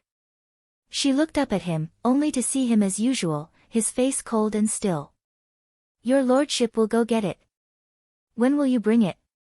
"I want to leave this place," she said cold. He was silent for a while before replying mildly, "I don't know." After saying that, he really left, disappearing into the curtain of rain. Han Yunqing stood in the rain in a daze. She felt like the whole world was raining, and it was raining cats and dogs. After the rain, Long Fei Yi disappeared, and Han Yunqing fell seriously ill. She had a severe cold and a high fever. The servant found a physician to take her pulse and prescribe medicine. Unfortunately, when the servant brought the medicine to her mouth, she flung it away and broke 3 big bowls in the morning. In the end, he had appeared. She woke up in a daze and saw him sitting by the bed, looking at her gently. She thought that she was dreaming again and quickly closed her eyes, afraid that she would wake up. "Drink the medicine." She woke up the moment he spoke. When she saw his silent face, she knew that this wasn't a dream. He personally fed the medicine to her mouth. She turned her head away, refusing to look at him. He still fed her the medicine, but she angrily picked it up and smashed it on the ground. "Long Fei Yi, what do you want?" "Drink the medicine," he said mildly. "Answer my question," she said angrily. After waiting for a month, he didn't say anything when they met and didn't allow her to leave. Was he playing with her? She had a high fever, and when she got angry, her face turned even redder. Just as she finished speaking, she coughed violently, coughing so hard that her heart and lungs hurt. His tone was anxious. "Drink the medicine first, then I'll answer you." "What if I don't?" She challenged him coldly. It wasn't that she was arrogant, but that she was so angry that she didn't feel well. He didn't say anything and suddenly drank a big mouthful of medicine. Then, he grabbed her chin and fiercely sealed her mouth, passing the medicine over. She struggled desperately and hit him, but he didn't let go. After he finished feeding her the medicine in her mouth, he drank another big mouthful and continued. She was so angry that she threw a punch and accidentally hit him in the chest. At that moment, he immediately let go of her and turned his head away, spitting out a mouthful of blood. His internal injury had only recovered by 50%. How could he withstand such a close distance and a punch to the injury? She was instantly stunned. She stared blankly at his face that suddenly turned pale, not knowing what to do. What happened to him? He wiped the blood from the corner of his mouth and continued to feed her the medicine. "Finish it. Long Fei Yi, you're injured," she exclaimed. Although she didn't understand, she guessed that it was an internal injury when she saw that he didn't seem to be hurt. His martial arts were so good, so how could he have an internal injury? Who did it? How much strength could her fist have? Just one punch was enough to make him spit out blood. How serious was his injury? He ignored her question and was as stubborn as a child, refusing to give up. "Finish it. What happened to you? What happened? Tell me. What have you been doing for the past month?" She anxiously pushed his hand away and wanted to check his chest, but he stubbornly brought the medicine over. "Finish it. Long Fei Yi, what happened to you? Tell me." Han Yunqing cried, her tears falling. At this moment, the fear and grievances of the past month all came rushing up. "Long Fei Yi, what happened to you? What's wrong?" He hastily wiped away her tears, but there was no end to them. "I'm fine," he said mildly. "Liar." She was so fierce. He clearly spat out blood, so how could he be fine? I'm really fine. Be good and drink the medicine first. He was still worried about the medicine. He couldn't ruin his body after all this time. I won't drink it. He couldn't do anything about her stubbornness, so he could only reply. Kenzo's men hurt me. It's nothing serious. Your master. Han Yunqing was stunned. Duan Muyao couldn't hurt him. Few people in Tianshan Kenzo could either. Why did he leave with Duan Muyao that day in such a hurry? He didn't even explain himself, and didn't even let her follow him. No, it was martial uncle, Zhangqiuzi, he said mildly. If it wasn't about master, he would be willing to tell her. As for master, he wouldn't tell her, nor would he let her see him. What happened? Han Yunqing asked seriously. The internal strife between the sects has already been resolved. He was so calm and collected. If he'd fought with Zhangqiuzi, he wouldn't have been injured so badly. Why didn't you tell me? Why didn't you tell me anything? She demanded. Things happened so suddenly, so speaking, he offered her the medicine again. I won't drink it. She pushed it aside. I'll take a look at your injuries. Drink the medicine first, he said seriously. She knitted her brows, her eyes red with tears as she didn't move. Helpless, he could only set the medicine down and take off his robes. Even after so long, she could still see the handprint on his chest, a testament to Zhangqiuzi's ruthlessness. Her heart ached at the sight, but she didn't dare to touch him for fear of hurting him. Just then, really deserved to die. Drink the medicine first, won't you? He was close to begging her. He'd never begged anyone in his life before.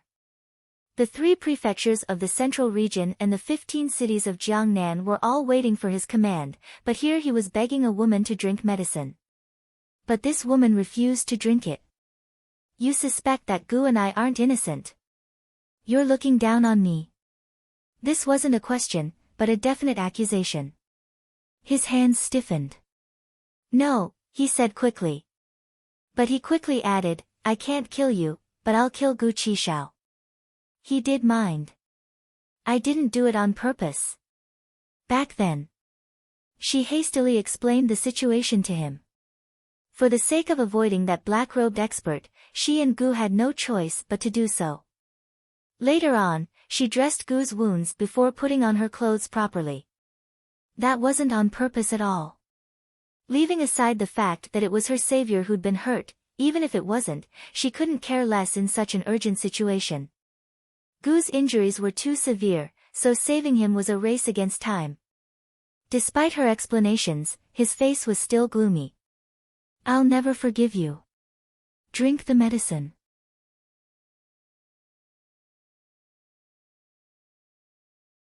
Chapter 504. I'll never forgive you. With a single sentence, he pronounced Han Yunqing's death sentence. Her eyes were red from crying as she stared at him innocently, as if she didn't understand the meaning of his words. Drink the medicine, he urged again. Whether Tianning was in chaos or Cloud Realm continent, the most important thing in the world was the bowl of medicine in his hands. Han Yunqing stared at him for a long time, her lips pursed tightly. She didn't speak or drink. Long Fei Yi was probably the most patient person in his life. Be good, don't make a fuss. The edge of the bowl was already pressed against Han Yunqing's lips, but she still didn't move. Drink it. He lowered his eyes, his temper so good that it seemed like he would never lose his temper. Only then did she speak. I really didn't do it on purpose. He avoided the topic. Drink the medicine. Will you forgive me? She asked seriously. There was no room for discussion, so he shook his head. She suddenly took the medicine and drank it all in one gulp. I've finished drinking it. This, Long Fei Yi was surprised and startled.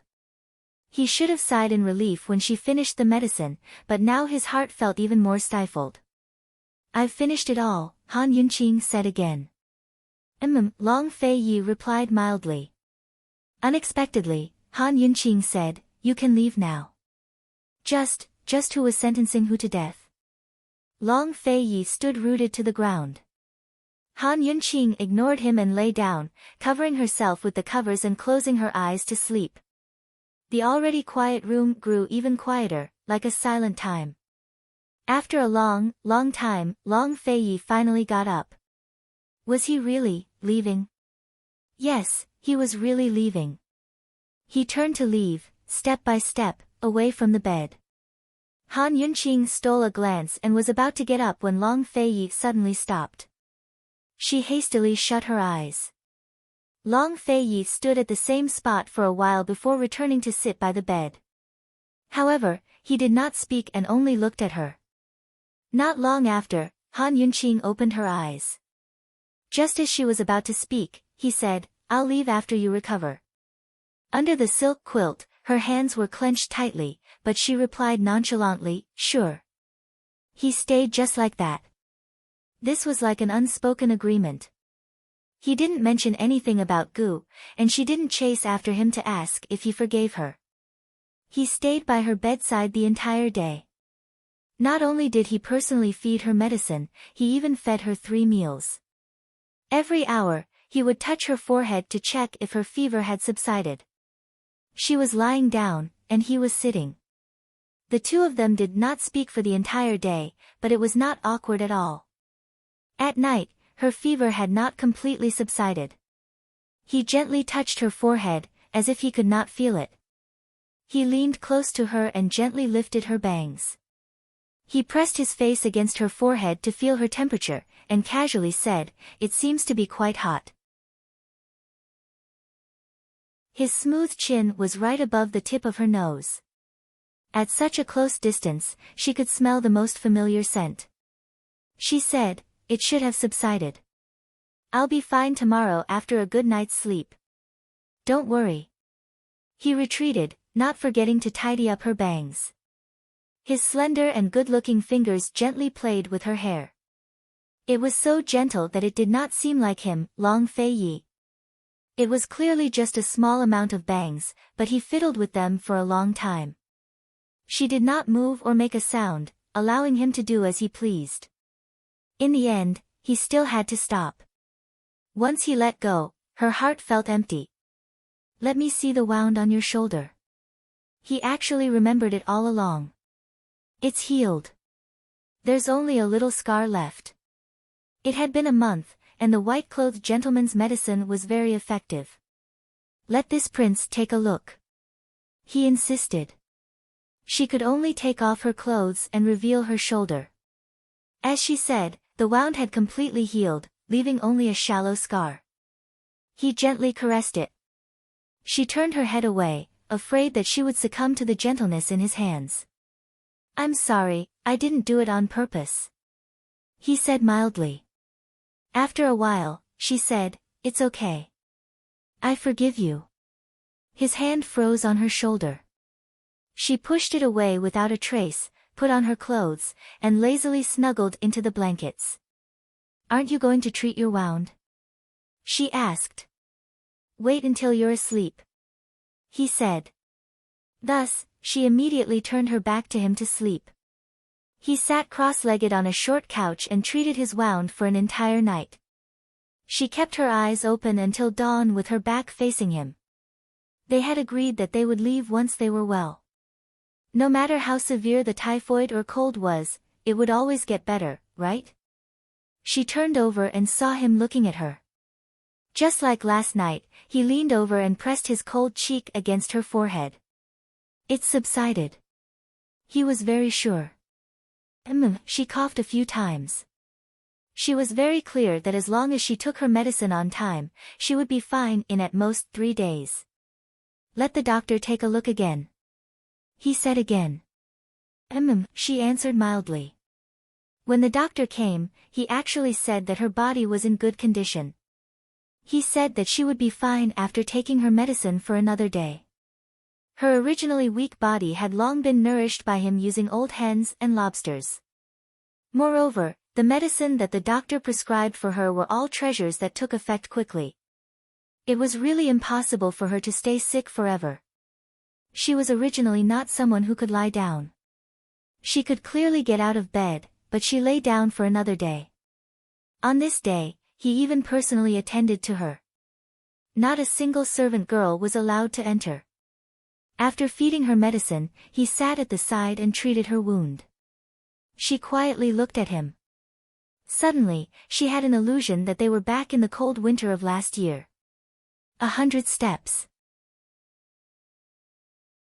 Compared to this time, which was closer and which was further? The next morning, Han Yunqing fully recovered. She decisively got out of bed and said straightforwardly, "Long Fei Yi, I'm fine." "Oh." Long Fei Yi nodded. After a moment, he took out a command token. It was none other than the Plum C command token that had been smashed into pieces. He had actually fixed it back together. Although it was full of cracks, it was still intact. He said, "If you don't want to return to the Duke of Qin's residence, how about returning to Jiangnan's Plum Sea?" Han Yunqing's heart clenched slightly. Looking at Long Fei Ye's face, which had been silent for 2 days, she felt her heart ache for no reason. Jiangnan's Plum Sea already belonged to her, but it was still given to her by him. Was it any different from returning to the Duke of Qin's residence? Okay. She agreed just like that and took back the command token. He lowered his head and turned to leave. He left? He left just like that. Bastard. You really left when I told you to. Han Yunqing's heart fiercely skipped a beat. Without thinking, she chased after Long Fei Yi from behind and hugged him tightly around his waist. "If you'll never forgive me, can you pretend to forgive me for a while?" He pulled her hand as if to pull it away. She hugged him even tighter in fright. "Can I?" Long Fei Yi still pulled her away and turned around to look at her with furrowed brows. Han Yunqing was flustered. Her heart felt stifled, and even breathing became difficult. He actually looked helpless as he said mildly, "This prince only wants to get the medical kit. You, don't be anxious." Han Yunqing was stunned on the spot. She suddenly didn't know what to say. Long Fei Yi couldn't help but stroke her bangs when he saw her dazed expression. "Since you want to pretend, then pretend for the rest of your life." Han Yunqing almost cried. He shouldn't bully her like this. She was really frightened. "Long Fei Yi, how can you be so bad?" She was about to cry, but he still asked her seriously, "What do you think, is this okay?" She didn't say anything and just looked at him. She was clearly about to cry, but she smiled. He still held her hand like before, their fingers intertwined as they strolled through the plum blossom forest. She was still panicking as she sorted out her messy thoughts. She thought that she really, really liked this man. Otherwise, why didn't she just walk away? Why would she be bullied to this extent? She looked up and saw his naturally cold side profile. At this moment, what was he thinking? "Long Fei Yi," she spoke softly. Many years later, she would forget that it was from this moment onwards that she no longer called this man, "Your Highness," but directly called him by his name. He looked over. "What are you thinking about?" After the quarrel, she was less cautious than before. "I'm thinking about the antidote for broomcorn millet poison." "Do you believe me?" Long Fei Yi said mildly. Han Yunqing only remembered this matter now. Gu's words were still ringing in her ears, and Long Fei Ye's attitude was like this. Who should she believe? Long Fei Yi stopped and asked forcefully, "Do you believe me?" "Believe what?" Suddenly, a familiar voice sounded. Han Yunqing looked back and saw the Tang clan's young head, Tang Li, whom she hadn't seen in a long time. This fellow was still dressed in white and had an immortal-like temperament, but he still ruined his good temperament with a single word. "Han Yunqing, you're finally not throwing a tantrum anymore?" Tang Li asked with a smile. Han Yunqing not only pretended not to hear, but also not to see him. She turned her head away and ignored him. "Han Yunqing, Aunt Ru was right to scold you. You're a femme fatale." Do you know how many people in Jiangnan and the central regions are waiting for my brother to declare himself an emperor and establish a country? Tang Li was about to continue when Long Fei Ye's cold gaze silenced him. Han Yunqing said coldly, your brother won't declare himself an emperor, much less establish a country. You're thinking too much. A trifling 3 prefectures in the central regions and 15 cities in Jiangnan were nothing in Long Fei Ye's eyes. If he wanted to declare himself an emperor and establish a country, he'd have to conquer all of Cloud Realm continent. Long Fei Yi looked at Han Yunqing with interest. How did you know? Your Highness, the 3 prefectures in the central regions and the 15 cities in Jiangnan have long been under your control. What difference does it make whether you make a move or not? If you don't declare yourself an emperor and establish a country, you'll be able to give Long Tianma and Tianhui some thought. Who wouldn't covet the people in the central regions and Jiangnan's granary? Han Yunqing smiled as she spoke. Anyone who covets the things in someone else's hands will be used by that person. Long Fei Yi applauded Han Yunqing 3 times. Although he didn't say anything, he'd already made his stance clear. Besides this woman, there was probably no one else who could read his thoughts so thoroughly. He could have used Long Tianma and the Mu family to take over all of Tianning, but he wasn't in a rush. Without Emperor Tianhui and Long Tianma, who would help him deal with Western Zhou and Northern Li. Tang Li didn't have such a good head for politics, but he understood after listening to Han Yunqing's analysis. He sighed with emotion. Han Yunqing, you really aren't stupid except when you're jealous. If you get jealous so easily, you might turn into an idiot. Han Yunqing grew angry. Oh, that's right. You turn into an idiot too when you're bewitched by a man's charms. Tang Li couldn't seem to stop teasing her. Try spouting more nonsense. Han Yunqing narrowed her eyes dangerously. How am I spouting nonsense? Just then, you were talking about goo, weren't you? You're so smart, but you still can't figure it out. Gu Qishao had purposely mixed in the powder that would turn the bottle black. You're saying he just wants to keep the antidote for himself? He's clearly plotting to drive a wedge between the two of you, Tang Li said seriously.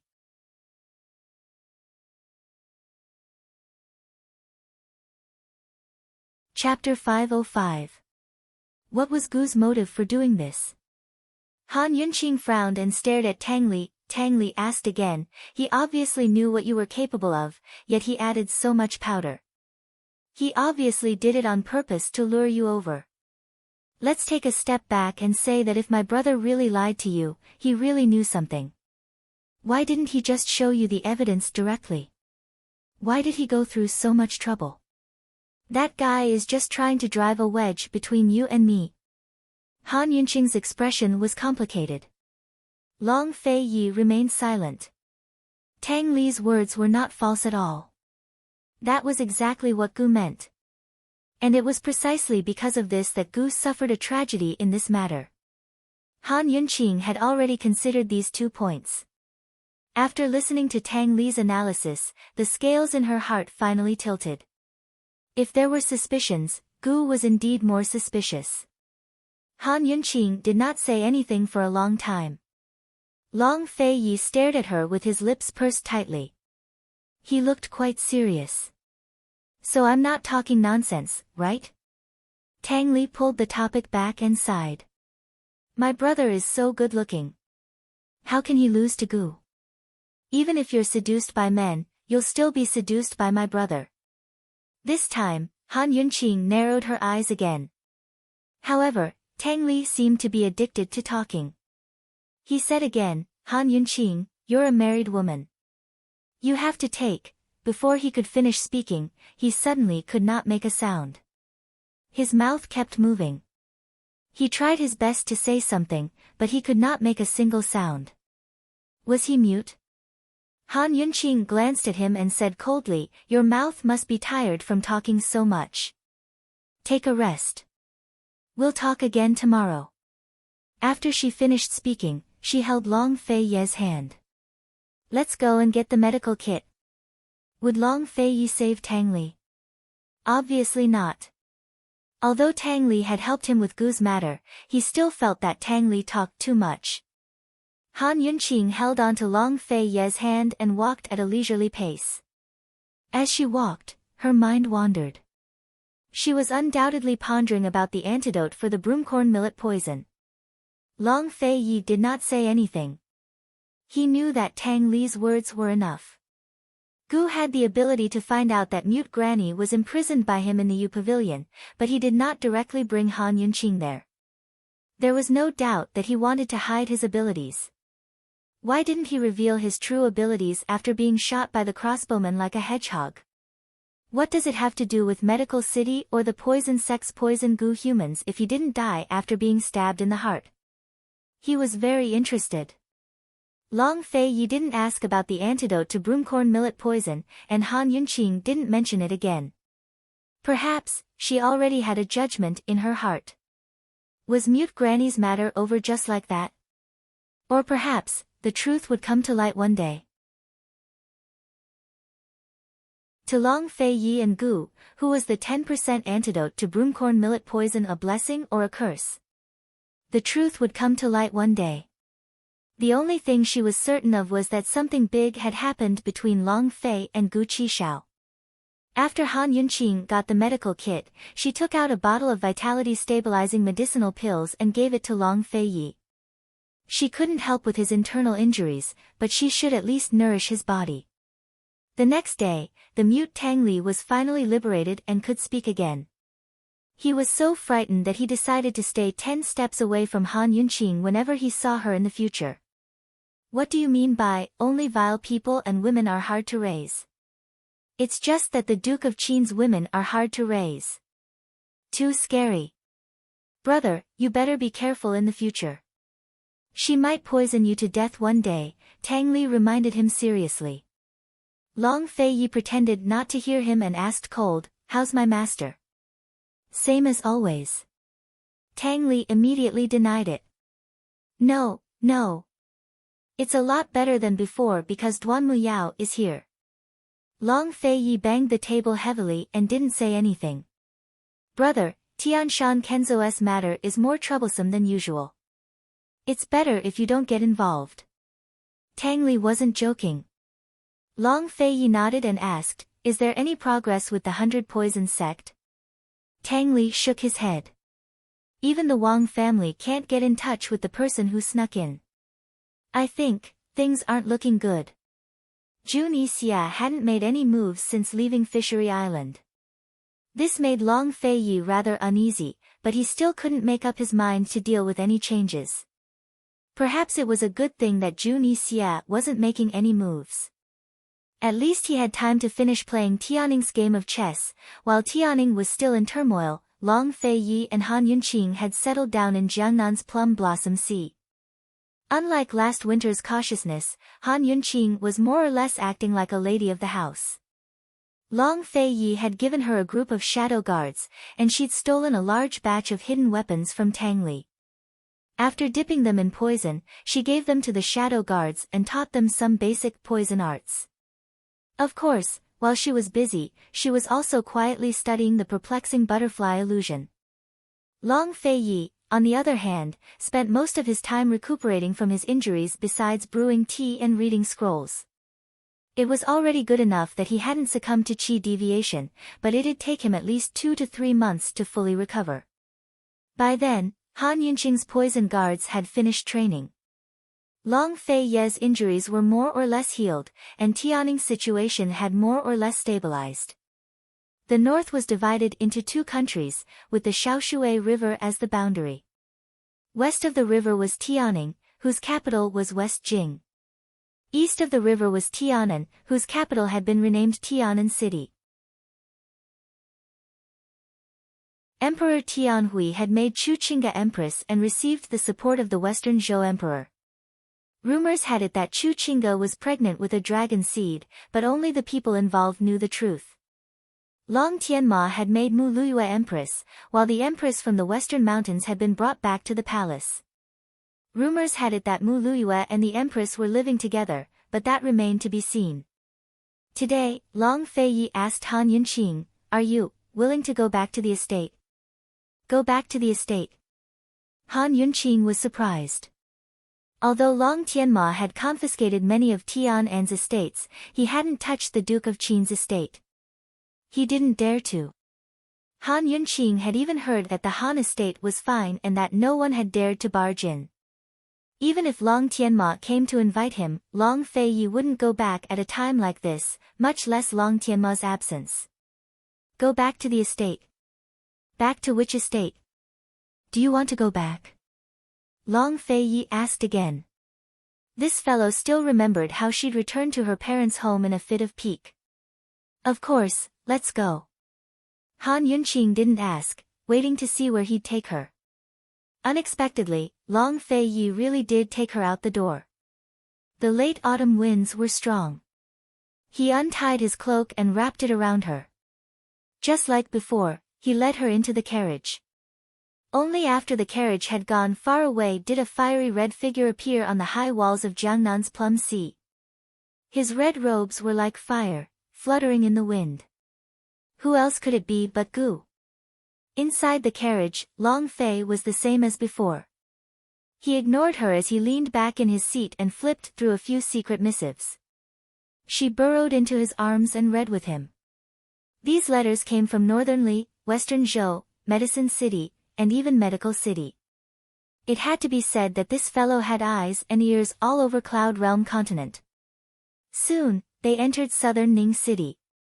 As soon as the carriage stopped, there was a commotion all around. Han Yunqing got off her horse to take a look and gave a start. In front of her was a brand new estate. 2 large lions stood at the entrance, and the 4-meter-wide vermilion door exuded a dignified aura. The plaque above the door clearly read, Duke of Qin's estate. Return to the Duke of Qin's estate. How did she become so stupid? Han Yunqing suddenly realized that some of Tang Li's words seemed to make a bit of sense. Long Feiyi didn't proclaim himself emperor, nor did he divide his power. Instead, he built a Duke of Qin's estate in southern Ning, the largest prefecture in the central region. This made those people ponder over his intentions.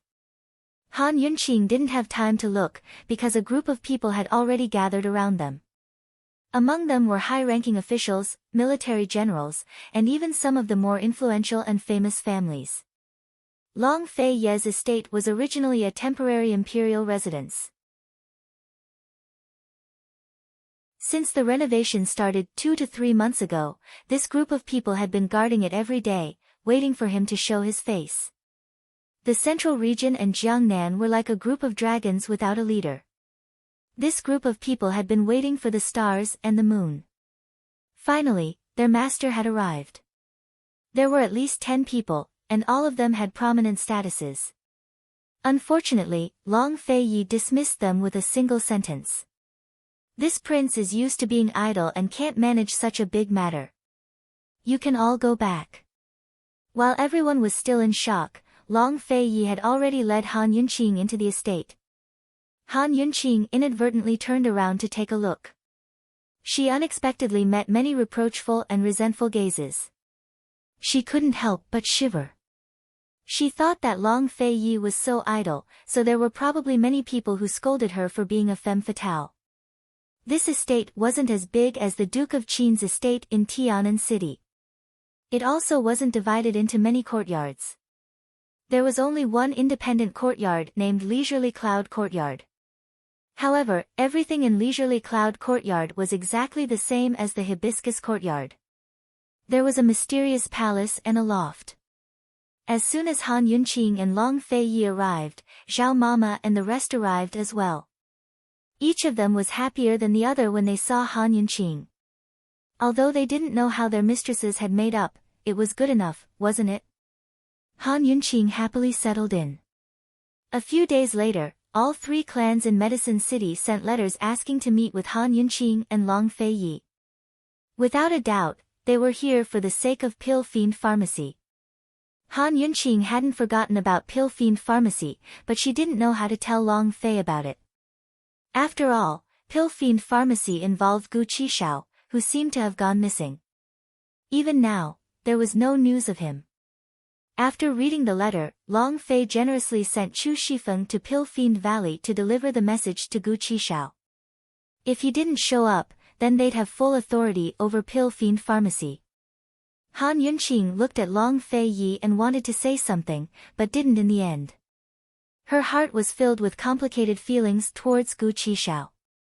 Leaving aside everything else, Gu Qishao had at least saved her life. If possible, Han Yunqing didn't want to lose him as a friend. Very soon, Chu Shifeng returned. Your Highness, esteemed Wang Fei, Gu isn't at Medicine Ghost Valley, but he left word that he won't care about Pill Fiend Pharmacy anymore. He only needs to deliver the silver to Medicine Ghost Valley on time. This doesn't seem like Gu's style at all. Someone come, invite the 3 clans of Medicine City to meet with South Ning's Pill Fiend Pharmacy. Long Fei Yi ordered. Now Han Yunqing was astonished. Since when did South Ning have a Pill Fiend Pharmacy? Tianan City's Pill Fiend Pharmacy hadn't even been built yet. Today, Long Fei Yi brought her to a large, nameless estate near the Duke of Qin's estate. It had a spacious storefront, hidden storerooms, and many side rooms. Han Yunqing finally realized that Long Fei Yi had long ordered people to start building Pill Fiend Pharmacy in South Ning Prefecture. However, construction had stopped for a long time and only resumed 2 months ago. Now it was all finished and waiting for the sign to be hung up. You can hang up the sign after we've finished our negotiations with Medicine City, Long Fei Yi said. Han Yunqing looked at him as her heart warmed. This guy really is considerate. Han Yunqing looked around with Long Fei Yi by her side. But when they reached the courtyard, they suddenly heard a resolute voice from next door. Even if I die here today, I won't go back.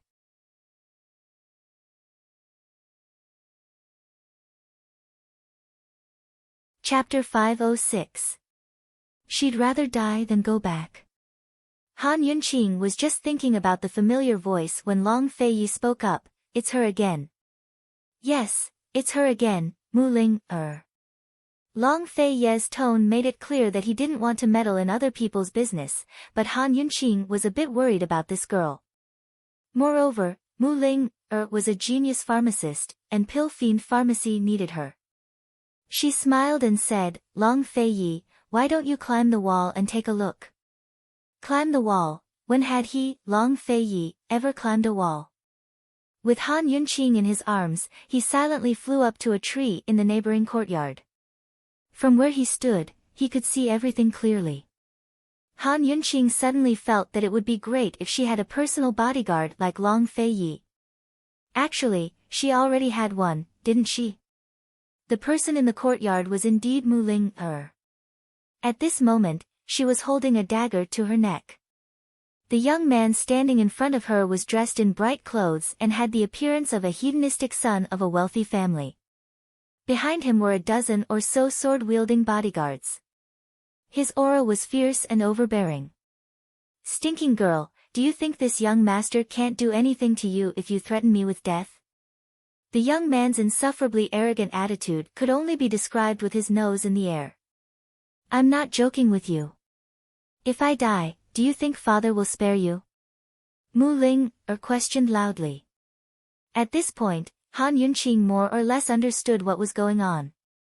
Mu Ling had offended the entire Medicine City because of the Empress Dowager's birthday banquet and had been pursued by them for over a year now. In the past year, her father, Mu Linger, probably helped her block a lot of things. However, when Han Yunqing heard that Mu Linger was short of money, she knew that her father couldn't withstand the pressure and wanted her to go back. If Han Yunqing guessed correctly, Mu Yingdong must have created the illusion of Mu Linger's death, and then secretly imprisoned Mu Linger for the rest of her life so that she could continue to be loyal to the Mu family. Han Yunqing couldn't help but sigh in her heart. Being born in a big family, if one was too useless, one would be discriminated against. If one was too dazzling, there would be all kinds of thoughts. Ha ha ha, do you think this young master will let my father know? The young man's laughter pulled Han Yunqing back from her thoughts. She saw Mu Linger's dagger was really going to stab her neck. Miss Jiu. A guard shouted, but unfortunately, the young man slapped him and angrily said, "What are you stopping me for? If you want to die, then die with her." As he spoke, he dragged the guard out and kicked him to Mu Linger's side. The guard was angry, but he didn't dare to say anything. He got up and resentfully stood to the side, not daring to make a sound. "Mu Chaoran, don't go too far," Mu Linger angrily said. "Mu Chaoran?" Han Yunqing was stunned at first, but then she almost laughed out loud. What a coincidence. They had just made an appointment with the 3 medicine clans to discuss the sale of low-quality ingredients at Pill Fiend Pharmacy when this guy showed up, right next to it. After all, most of the shady dealings between Medicine City and the black market were done by this young master of the Mu family. If they wanted to have a smooth negotiation with Medicine City, especially the Mu family, they naturally had to first have a good talk with this young master. "Your Highness, this matter is none of our business, shouldn't we?" Before Han Yunqing could finish speaking, Long Feiyi coldly declared, "We're definitely going to interfere." "Guards, what are you waiting for?" Mu Chaoran waved his hand in a particularly arrogant manner. Who would have thought that Mu Linger would actually raise her head and cut her neck with the dagger, leaving a bloody mark? All of the guards stopped in their tracks. Han Yunqing was shocked. "Stupid girl, Mu Chaoran is stupid, but you're even stupider than him. You're a pig." Without Mu Linger, the Mu family could have faked Mu Linger's medicine to create a genius. If Mu Ingdong hadn't been imprisoned by Mu Linger, he would have definitely made the first young master into the second genius of the Mu family. If Mu Linger died, Mu Chaoran would suffer the greatest loss. How could Mu Chaoran think so deeply? Ever since he was young, he'd wanted nothing more than for Mu Linger to die. As long as she was dead, there would be no one to compete with him for the position of house head. As long as she was dead, he would be able to unscrupulously search through her belongings and find the 38 medicinal notes. "What are you all standing there for? Don't you want to mingle in the Mu family anymore?" he roared. The guards listened to Mu Linger in the end. Even if the tip of the dagger had already pierced into her flesh and could take her life at any time, they still went forward to capture her. Mu Linger suddenly smiled. Her smile was filled with despair. She really wanted to die. Returning to the Mu family was a fate worse than death for her. As for Chi brother, when she woke up at the inn and found out that Chi brother had poisoned her to get rid of her, she suddenly realized how much Chi brother disliked her. Up until now, there were only 2 things in her life. One was to create medicine for the Mu family, and the other was goo. Now, there was nothing left for her. The guards were already in front of her.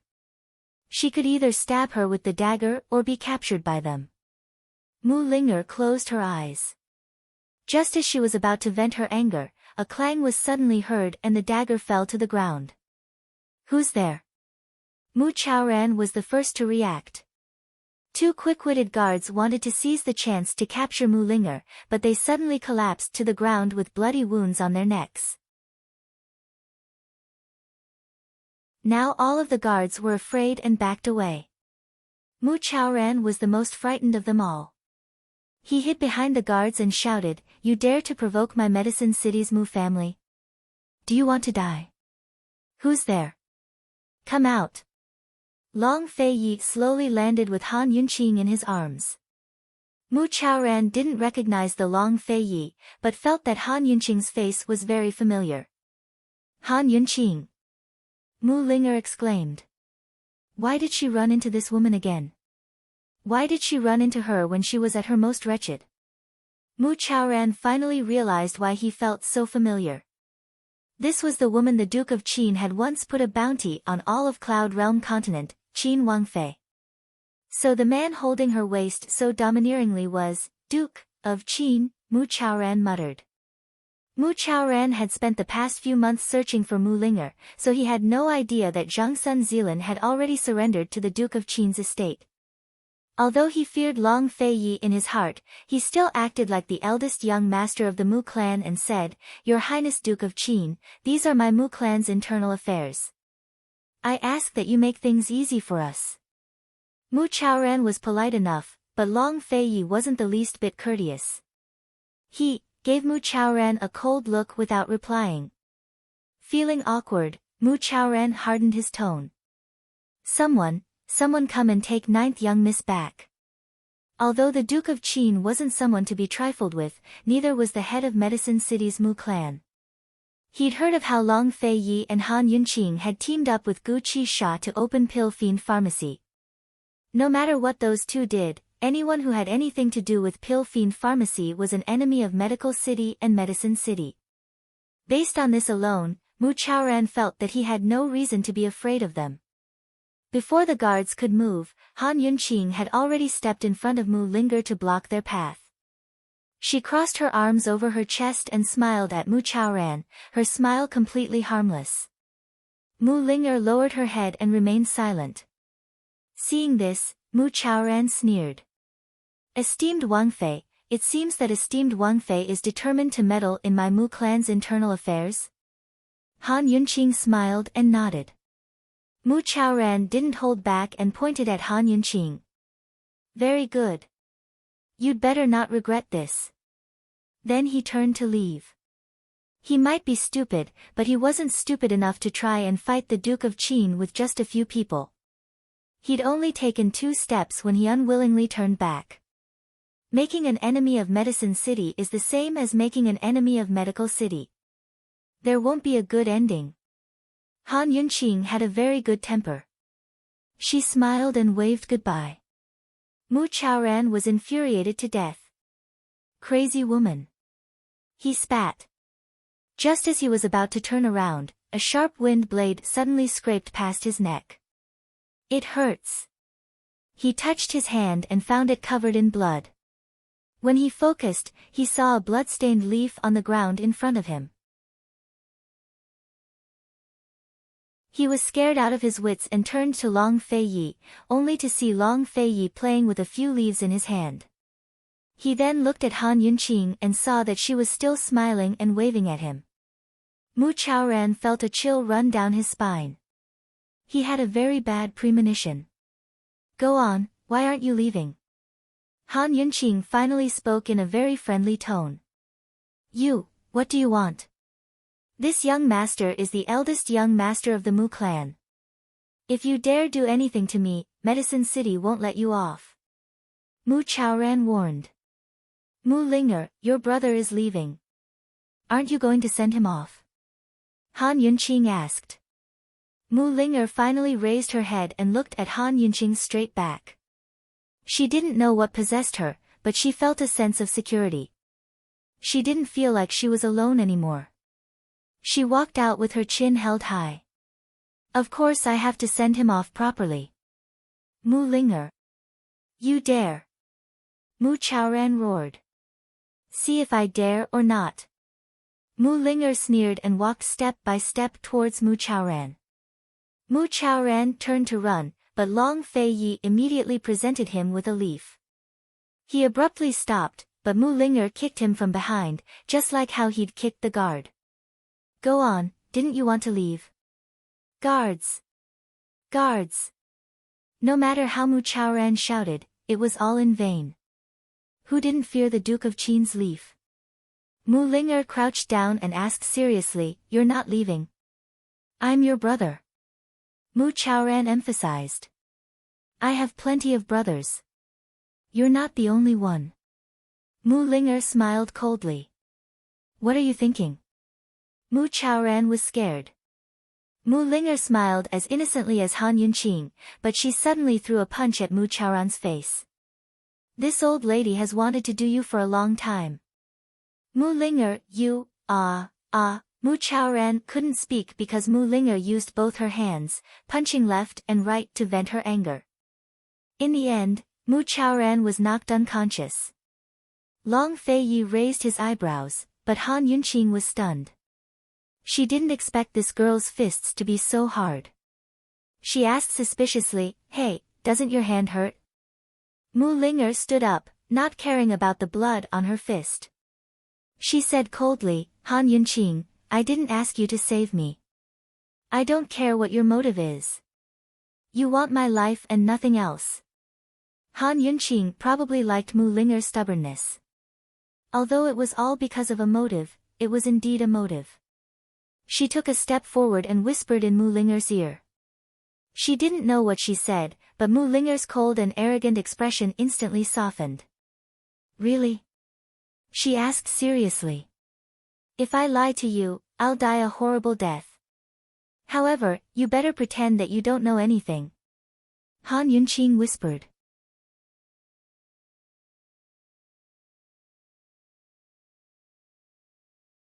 Chapter 507. What did Han Yunqing tell Mu Linger? Heaven and earth didn't know. Only the two of them knew. In any case, Mu Linger's entire being lit up. Han Yunqing, I believe you. Han Yunqing's focus was clearly on the latter part of her sentence. She repeated herself. It's best if you pretend you don't know anything. Mu Linger was in a good mood as she broke into a wicked grin. What do I know? I don't know a thing. Han Yunqing discovered that this girl still looked better when she smiled. She handed her a bottle of medicine. Hurry and treat that neck wound. Be careful, you won't be able to get married if it leaves a scar. Mu Linger glanced at the bottle with disdain. No need, I have plenty of medicine. She was about to leave when she scooted closer to Han Yunqing's ear and murmured, Han Yunqing, does our agreement from last time still count? A few months ago, Han Yunqing had wanted her to challenge His Excellency Pill Fiend at Pill Fiend Pharmacy. Because of the coup in Tianning's capital, Pill Fiend Pharmacy hadn't opened for business yet. Because she'd escaped the Mu clan's pursuit, the matter had been delayed. A crafty gleam flashed past Han Yunqing's eyes. She knew that she could basically lure this girl to Pill Fiend Pharmacy now. She'd admit that she was crafty. Of course. Pill Fiend Pharmacy is right next door. It'll open in half a month. After that, you're welcome to come anytime, Han Yunqing smiled. Just you wait. Mu Linger coolly tossed out these two words before leaving. As for Mu Chaoran, she'd already told Chi brother to let him off the hook last time at the Mu clan's medicinal grounds. This time, he could go and die. With Mu Linger gone and Mu Chaoran unconscious, the Mu clan guards exchanged glances, unsure of what to do. Han Yunqing didn't speak, but simply smiled at them. When they saw Qin Wangfei's harmless smile, the guards were so scared that they scrambled away. How could they dare to save Mu Chaoran? The only thing they can do is to quickly report to the Mu family head. She meddled in other people's business and picked up the eldest young master of the Mu family. Han Yunqing thought, good intentions are rewarded. She turned to look at Long Fei Yi. Your Highness, carry him away. At this moment, Long Fei Yi felt like he had become a bodyguard who was at the beck and call of this woman. Of course, the ones who carried Mu Chaoran away were the shadow guards. Long Fei Yi was so obsessed with cleanliness. In this lifetime, he would probably only carry Han Yunqing. Mu Chaoran was left in Pill Fiend Pharmacy for a day and a night. He hadn't even woken up when Mu Yingdong's handwritten letter arrived via Eagle. The tone of the letter was quite rude, stating that the black market business was one thing and the Mu family's business was another. He questioned why Long Fei Yi had meddled in the Mu clan's business for no reason and accused Long Fei Yi of bullying the weak. He strongly requested that Long Fei Yi immediately release Mu Chaoran. Otherwise, the Mu clan and Medicine City would accompany him to the end. Han Yunqing read the letter a total of 3 times before seriously asking Long Fei Yi, Your Highness, aren't we going too far? Aren't you here to save someone? Long Fei Yi retorted. Han Yunqing nodded seriously. Thus, Long Fei Yi personally wrote a letter to Mu Yingdong via Eagle. When Mu Yingdong received the letter, he was so angry that he almost vomited blood. Long Fei Yi's reply was as follows. He said that Mu Ling had been forced to commit suicide. Fortunately, Qin Wangfei had saved her, so the Mu clan owed Qin Wangfei a life. As for Mu Chaoran, he had been beaten unconscious by his own sister and abandoned by his guards. Qin Wangfei couldn't bear to see him like this and could only rescue him back to Pill Fiend Pharmacy to take care of him. Thus, the Mu clan owed Qin Wangfei a life. That's a total of 2 lives, so please keep them in mind. Mu Yingdong was currently on his way to South Ning Prefecture. Regarding Mu Chaoran's collusion with Zhangsun Zealand to sell rare herbs at a high price in the black market, Mu Yingdong didn't plan to appear personally. He only planned to be the military advisor behind the scenes and let Mu Chaoran talk to Han Yunqing himself. After all, he had to leave himself a way out. If the negotiations failed, he could still punish Mu Chaoran as the Mu clan's patriarch and give the world an explanation. At the very least, he could restore the Mu clan's reputation to a certain extent. But now, before he even arrived, Mu Chaoran had fallen into Han Yunqing's hands. What was there to talk about? Mu Yingdong thought about it for a long time before finally placing all the blame on Mu Ling, her. If it wasn't for this pampered girl, things wouldn't have gotten to this point. Pill Fiend Pharmacy had already been completed, so Han Yunqing was extremely busy. What was she busy with? Of course, she was tidying up the herbs. She originally wanted to decorate Pill Fiend Pharmacy, but after taking a stroll around, she found that there was no need for that at all. Everyone said that simple decorations were fine, but Pill Fiend Pharmacy's decorations were definitely done with great care and effort. Aside from the herbs, any other decorations were superfluous. The storehouse design, on the other hand, was a combination of her original blueprints and many additional details. It could be said to be perfect. This was Long Fei Ye's style. He always gave the best. Han Yunqing was so busy that she didn't have time to pay attention to Mu Chaoran. She originally planned to have a good chat with him after he woke up, but who would have thought that Mu Chaoran would sleep for another day and night? No matter how hard that little girl Mu Ling's fists were, how could she really beat a grown man until he was crippled? How strange. Under Long Fei Ye's accompaniment, Han Yunqing arrived at the guest room that had taken in Mu Chaoran. She saw the bruised and swollen Mu Chaoran lying on the bed without any signs of waking up. Su Donglin, who was in charge of guarding the room, asked in a low voice, "Esteemed Wangfei, did you hurt your head?" Han Yunqing deliberately walked closer and stared at his face. She shouted, "Bring a basin of ice water." Mu Chaoran didn't react at all. It didn't seem like he was faking it. Su Donglin was just about to leave when Long Fei Yi said, "Hot water, the hottest." His voice wasn't loud, but it shocked Mu Chaoran so much that his eyes widened in fright. "You're awake." Han Yunqing smiled happily. Mu Chaoran was about to cry. He had woken up a long time ago. He knew that he was being held captive, so he pretended to be asleep. He hoped that his father would quickly send someone over. But even after pretending for so long, his father still hadn't sent anyone. What should he do? Only the heavens knew why these 2 great Buddhas were holding him captive. "Are you hungry?" Han Yunqing asked kindly. How could he not be hungry? Mu Chaoran was so hungry that he almost fainted. But Han Yunqing's smile was his nightmare. "Esteemed Wangfei, we can discuss everything. I'm begging you, let's not fight. Su Donglin, bring him some porridge. Only when he's full will he have the strength to talk." After being hungry for so long, eating porridge that was easy to digest wouldn't hurt his stomach. Han Yunqing was still very kind. She and Long Fei Yi sat down at a nearby tea table and waited. Mu Chaoran felt as if he had been granted amnesty. His heart that was hanging in the air finally calmed down. As long as they didn't fight, everything could be discussed. He peacefully ate the porridge.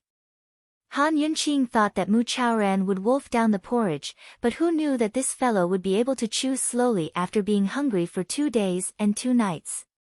Su Donglin handed him a second bowl, but he actually refused. He even asked, "Give me another bowl in 2 hours." Han Yunqing felt admiration. This fellow really cherished his life. Alright, they could talk now.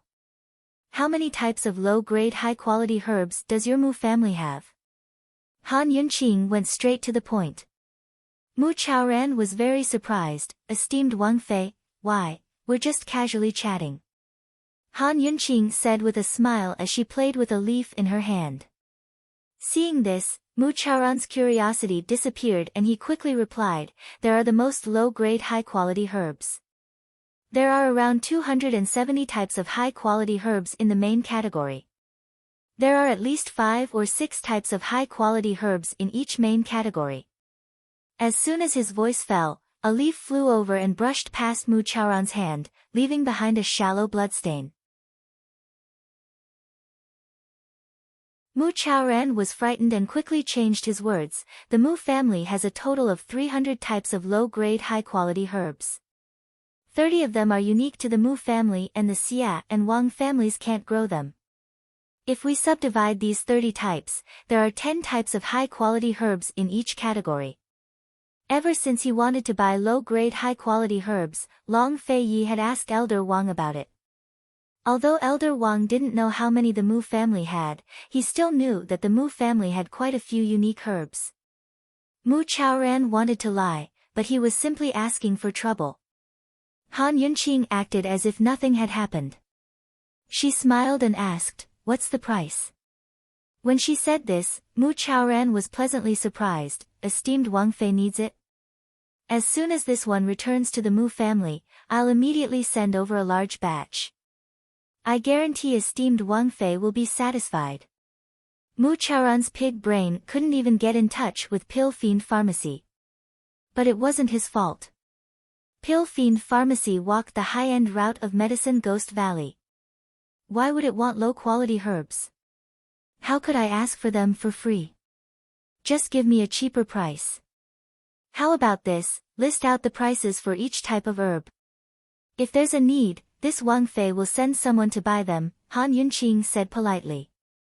Thus, Mu Chaoran thought himself clever. Tianning's in chaos, he thought, so there's bound to be chaos soon. When that happens, there'll be a lot of casualties. Medicinal ingredients will be in short supply. Han Yunqing and Long Fei Yi must be planning to stock up on medicinal ingredients. Although it was a bit expensive to use high-quality herbs, they could still afford to use low-quality ones. He assumed that Han Yunqing had seized the opportunity to detain him so she could haggle over the price. Just like that, Mu Chaoran listed an extremely low price that was close to the cost of production. There was no profit at all. Han Yunqing glanced at the price and was very satisfied. Seeing that Han Yunqing was satisfied, Mu Chaoran felt reassured. As long as she could let him go, he didn't mind making less money or even losing money. Esteemed Wang Fei, if there's nothing else, then, this one will take his leave. Mu Chaoran said timidly. The sooner this one returns to the Mu clan, the better to personally prepare the goods for esteemed Wang Fei. We'll be working together for a long time, so there's no rush. In any case, your father should be here in a couple of days. You can go back with him then, Han Yunqing said with a smile. Mu Chaoran was stunned. For a moment, he didn't understand what Han Yunqing meant. There was too much information in those words. What long-term cooperation? His father was coming in person. 2 days later, Mu Yingdong didn't show up. Instead, it was the Wang clan's second master Wang Zhongyang, the Xia clan's eldest young master Xia Hongming, and the Mu clan's shopkeeper Zhou who showed up. The Wang and Xia clans were all involved in the black market's drug trade, while shopkeeper Zhou was only a servant. His Highness Duke of Qin and esteemed Wang Fei kept the Wang and Xia clans people and allowed shopkeeper Zhou to return. His Highness Duke of Qin was very angry. Either the person involved or the clan head comes. What does a trifling shopkeeper want to talk to this prince about? Esteemed Wang Fei was very understanding. Eldest young Master Mu is already at Pill Fiend Pharmacy, so there's no need for the Mu clan to send anyone. Mu Yingdong, who was hiding in the inn, was caught between a rock and a hard place. He had no choice but to personally show up and become the only clan head of Medicine City's 3 clans to show up. He was so depressed that he almost died. Now that the 3 clans had all arrived, how would this deal be discussed? How would the clueless Mu Chaoran react when he saw his father?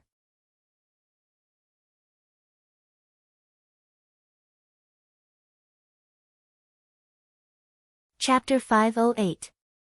Behind Pill Fiend Pharmacy's enormous store was a garden, and behind it was a luxurious reception hall. Second Master Wang Zhongyang and eldest young Master Xia Hongming didn't know about Mu Chaoran's affairs, so they weren't surprised to see him sitting there. Mu Chaoran, on the other hand, was stunned.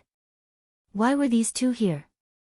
His Highness Duke of Qin and Qin Wangfei had only told him that his father was coming to drink tea, but nothing else. Of course he knew that his father wasn't just here to make tea, and that Qin Wangfei wasn't just asking for the price of ingredients. But what did this have to do with the Wang and Xia clans? Could it be that Qin Wangfei was going to shop around? The Duke of Qin's estate was rich and overbearing, so why was she so unhappy about doing business? Was she planning to stock up on a lot of ingredients? That was Mu Chaoran's analysis. Therefore, he decided to remain silent once again, thinking that he was clever. After all, he'd quoted the lowest price. The Xia and Wang clans couldn't possibly go lower than him, unless they wanted to make a loss. High-quality ingredients had high requirements for soil and care. The Mu clan had plenty of fertile fields and skilled labor, so their costs were naturally lower than the Wang and Xia clans. Therefore, the Mu family had the upper hand in terms of price and quality of medicinal herbs. Mu Chaoran didn't know about Mute Granny, much less that his father had been cheated out of a treasure by Qin Wangfei in order to save Mu Ling. He thought himself clever. If he could close this deal, he'd forget all the unpleasantness from before and form a personal friendship with the Duke of Qin. Tianning was divided into 3 parts. Although the Duke of Qin hadn't declared himself emperor, he was still the hegemon of the south-central regions. Forming a friendship with him would at least give him a way out. The 2 men from the Wang and Xia clans bowed and took their seats, but His Highness Duke of Qin and Qin Wangfei didn't say anything. Firstly, there was a difference in status. Secondly, the 2 of them didn't dare to speak up. Instead, they sent inquisitive looks towards Mu Chaoran. But after much thought, Mu Chaoran pretended not to see them and calmly drank his tea. After a period of silence, it was Wang Zhongyang who spoke up. Your Highness Duke of Qin, they haven't all arrived yet? The Mu clan head hasn't arrived yet, Long Fei Yi replied. These words sent waves through the Wang and Xia clans. How could this be? Mu Yingdong actually came in person. They were here to settle the ugly business of the black market's medicinal herbs in private. Qin Wangfei could only buy and sell the low-end premium herbs she wanted privately. One had to know that Pill Fiend Pharmacy was under Gu Qisha's name. If they were to publicly supply medicinal ingredients, Medical City would definitely object. It was not appropriate for the patriarch to appear in such matters. Firstly, if this matter were to be exposed one day, the clan head would have no way out. Secondly, if the other party raised a high request, the clan head would have no way to refuse. Things were a little complicated. Wang and Xia looked at Mu Chaoran and saw that he was very relaxed. Thus, they decided not to say anything more. Therefore, when Mu Yingdong came over, everyone present was very silent. Mu Yingdong sat down beside Mu Chaoran and glared at him fiercely. Mu Chaoran thought it was about Mu Ling, and let him stare. Mu Yingdong glanced at Wang and Xia and said, "What are you talking about? Looks like old man is late. Since the Mu clan head came personally, how could we talk without waiting for you?" Han Yunqing smiled. Hearing this, Mu Yingdong understood what was going on. He stood up and raised his teacup. Your Highness Duke of Qin, esteemed Wang Fei, I've heard that you two work tirelessly to reform Gu Qi Sha and sell medicine to save people. This one admires you endlessly. Although Gu Qi Sha refused to sell his medicine in the past and watched people die without saving them, this one feels gratified that he's turned over a new leaf and walked the right path. Today, I've personally come to deliver a medicine command token to show my support. So speaking, Mu Yingdong took out a wooden command token that emanated the fragrance of medicinal herbs. Of course Han Yunqing would accept it. Even if Mu Yingdong didn't give it to them, they'd ask for it in today's negotiations. That was because a medicine command token was equivalent to a permit to do business. In Cloud Realm continent, all legitimate pharmacies had to have such a thing or else they wouldn't be recognized by the medical community. Otherwise, no one would openly sell medicine to you, much less let their patients fill prescriptions. The command tokens were in the hands of Medicine City, so all three families had the right to issue them. Han Yunqing accepted the token with a clear conscience, but Mu Chaoran was stunned. Father didn't need to spend so much money just to get on good terms with the Duke of Qin, right? He'd even publicly recognized Pill Fiend Pharmacy. Although he made it sound so dignified, it'd be hard to explain to Medical City later. As for the Wang and Xia Wangs, they remained silent. Mu Yingdong was a wily old fox, so he didn't mention a word about the black market. Instead, he gave Pill Fiend Pharmacy such a huge benefit as soon as he arrived. Qin Wangfei probably knew what was going on and wouldn't make things too difficult for them. After Han Yunqing accepted the command token, Mu Yingdong added, "Your Highness Duke of Qin, esteemed Wangfei, since my Mu clan has issued the command token, we'll do our best to assist Pill Fiend Pharmacy. Of course, we'll also strictly monitor its sales.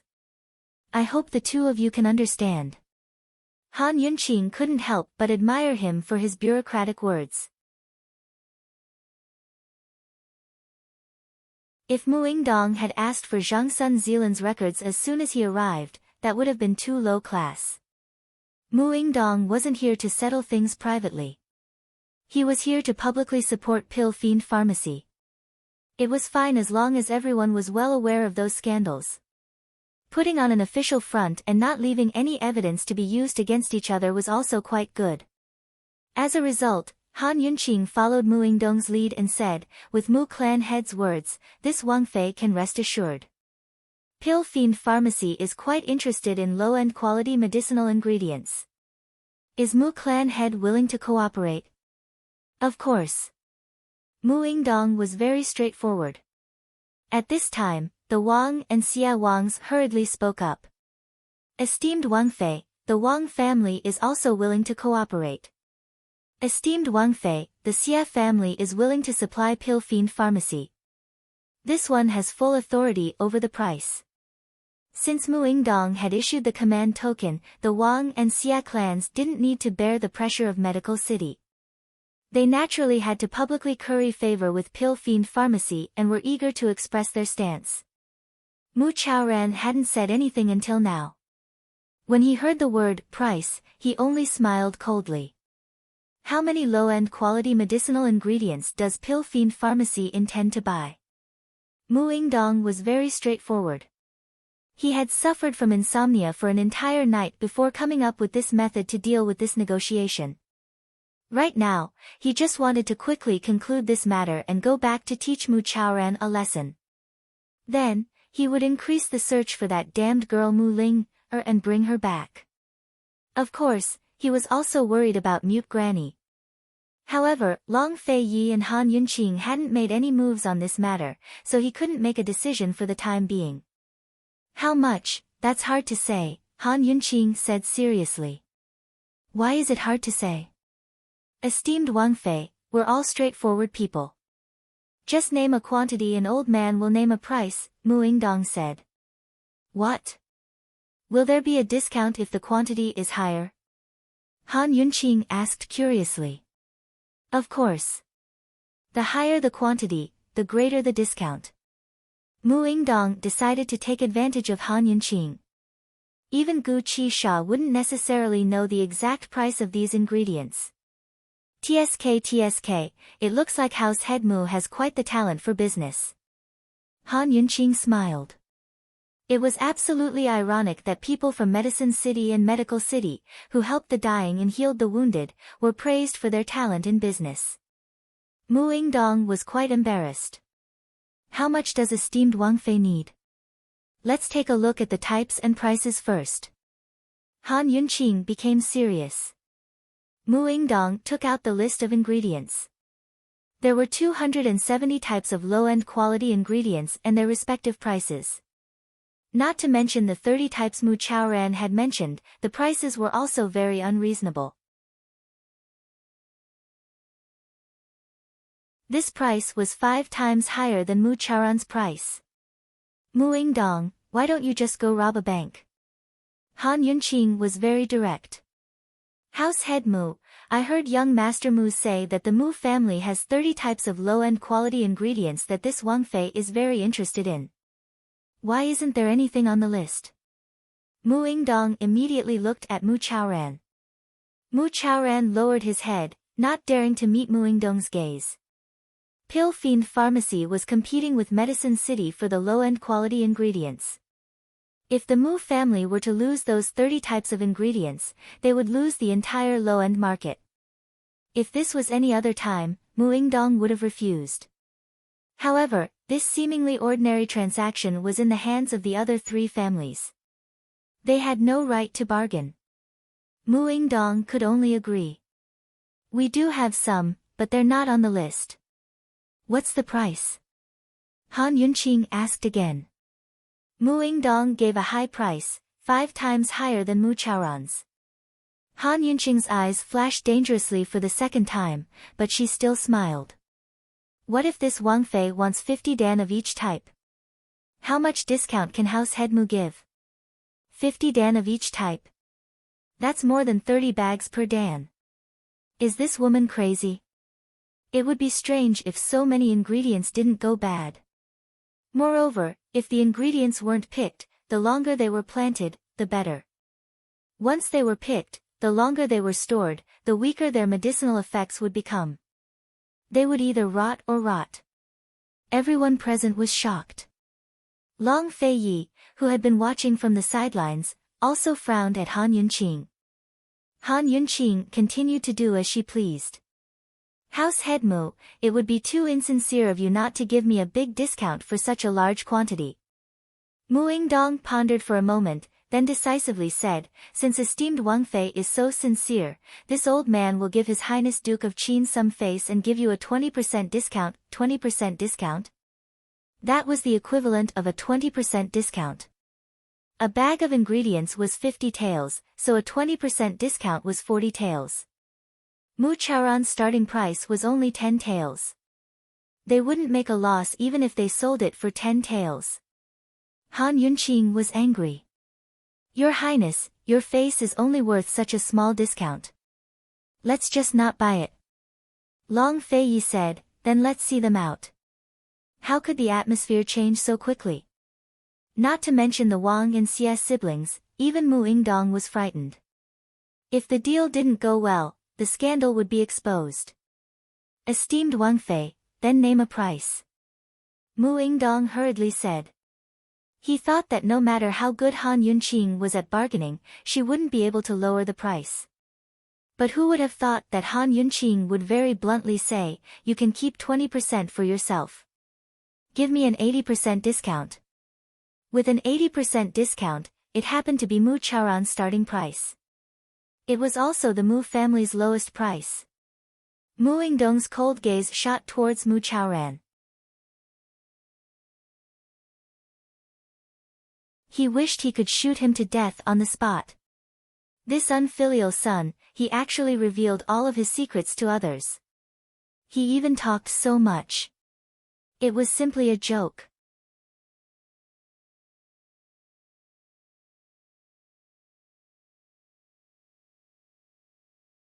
Chapter 509. Despite his anger, Mu Yingdong couldn't help but acknowledge Han Yunqing's intelligence. That was because this was his bottom line. If the price was lower than this, he wouldn't compromise and would only allow them to expose his ugly deeds. If the price was higher than this, they would be able to make a profit. At the very least, they would be able to find some comfort in this matter. However, they were stuck at this price. It was like a chicken rib that was tasteless to eat, but a pity to throw it away. His old life had almost died from depression. Muingdong thought it over and over again, but he still found some comfort. Han Yunqing wanted such a large amount, so they should clear out the stock. At the very least, they should convert all the stock that was about to go bad into silver. In a sense, they would make a small profit. As a result, Muingdong readily agreed. Hehe, this old man naturally has to give face to the Duke of Qin. If it's an 80% discount, then so be it. Just treat it as a congratulatory gift for Pill Fiend Pharmacy's grand opening. Who would accept money for a congratulatory gift? Han Yunqing cursed Muingdong for being shameless in her heart, so she did something even more shameless than Muingdong, completely crushing him into despair. She said, 300 types of medicinal ingredients, 50 dan of each. I'll buy them in batches every month. I'll stock them at the beginning of this month and settle the bill at the beginning of next month. When she said this, Muingdong's face turned black, but she continued with a serious expression, I'll settle the bill as much as I buy. Mu family head can rest assured. This princess consort guarantees in the name of His Highness that I won't go back on my word. Long Fei Yi almost choked on the tea that had just entered his throat. He lightly coughed a few times before calmly saying, approved. Han Yunqing was overjoyed and continued, of course, we'll also have to sign a price guarantee agreement. If the price of medicinal ingredients drops, Mu family head will have to guarantee the price for Pill Fiend Pharmacy and make up for the difference. Muingdong's face didn't just turn black. His vision turned black and he almost fainted. Han Yunqing. Why don't you just go rob someone? Muingdong was dumbfounded and didn't say anything for a long time. Mu Chaoran's head was almost buried in his pants. He knew that he would never be able to turn the situation around. As for the two from the Wang and Xie families, they didn't dare to make a sound. They only hoped that the princess consort would take less of their family's goods after eating so much of the Mu family's goods. Not to mention the fact that they were going to lose money at this price, just the insurance agreement alone was going to make them lose a lot of money. Qin Wangfei had ordered such a large batch at the current price, so it would definitely take 1 or 2 years to get all the goods. For the past 2 years, the price of medicinal herbs had been rising and there was no sign of it falling. She made it sound nice that it was a price guarantee. Because of time, the essence was that if the price went up, it wouldn't go up, and if the price went down, it would have to be covered. For example, if the price of medicinal ingredients increased a year later, the Mu family would only be able to sell to Pill Fiend Pharmacy at the current price. Moreover, if the price dropped, the Mu family would have to follow suit. The phrase, sure win, no loss, was simply created for Han Yunqing. Mu family head, if you think there's no problem, let's make it clear in black and white, okay? Han Yunqing said, then added, once you've made it clear, I'll be able to place the order. As for the first order, I'll pay as soon as the goods arrive. Send someone to deliver the list you want as well. The list Muingdong wanted was undoubtedly the record of the medicinal ingredients that Zhang Sun Zilan had given to Long Fei Yi. Since Muingdong had been forced to come here in person, he didn't mention a single word about the black market. Instead, he found a high-sounding reason to grant Pill Fiend Pharmacy a medicine order and made it sound like a normal business transaction. He was truly worthy of being the head of a family. He was truly amazing. Unfortunately, no matter how amazing he was still under someone else's control in this matter. Han Yunqing had grasped his bottom line and put him between a rock and a hard place. Seeing that Muingdong was showing signs of regret, Long Fei Yi said, Mu family head, what do you think? The weight of His Highness Duke of Qin's words was different from that of Qin Wangfei's. Muingdong raised his head, weighing the cost of going back on his word. Leaving aside the fact that Tianning was divided into 3 parts and what Long Fei Yi would do in the future, there was also the matter of Mute Granny. Heaven knows what Long Fei Yi and Han Yunqing were up to, how much they knew, and what plans they had. After some hesitation and deliberation, Mu Yingdong finally compromised. Your Highness Duke of Qin, the old man sold you this face. Let's just leave it at that. Sold him face? Would that count as owing him, Mu Yingdong? Long Feiyi said, Mu family head, there's no need for that. Mu Yingdong was furious in his heart. Long Feiyi, don't ever ask for Medicine City's help again. Your Highness Duke of Qin really knows how to joke. Mu Yingdong cleverly laid a way out for Han Yunqing. Esteemed Wang Fei, let's draw up the agreement. Han Yunqing knew when to stop. Someone come, bring me brush and ink. Just like that, Han Yunqing used Pill Fiend Pharmacy's name to sign a lengthy agreement with the Mu clan. It guaranteed both the supply and price of their ingredients. Pill Fiend Pharmacy's prices were controlled to a certain level that most people could accept. It was also because of this that Medicine City and other markets had no choice but to lower the prices of similar ingredients. Before the price hike, the Mu clan wasn't losing out either. It was just that everyone was earning less than before. Because of this, Han Yunqing had offended quite a few people, but she didn't mind. She said that medicinal ingredients were like rice. They were needed by the people, so the price had to be reasonable. Before long, Pill Fiend Pharmacy had become the best pharmacy in the city. Of course, this was all for later. After reaching an agreement with the Mu clan, Mu Yingdong angrily left with Mu Chaoran.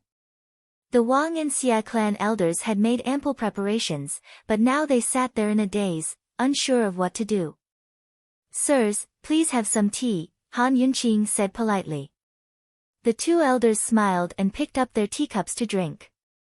If this princess consort's guess is correct, the Mu clan's medicinal ingredients cost far less than yours, correct?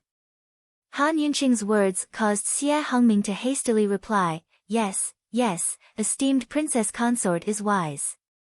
Wang Zhongyang hurriedly chimed in, esteemed Wang Fei, the Mu clan has been relying on their influence in the Council of Elders to monopolize the market.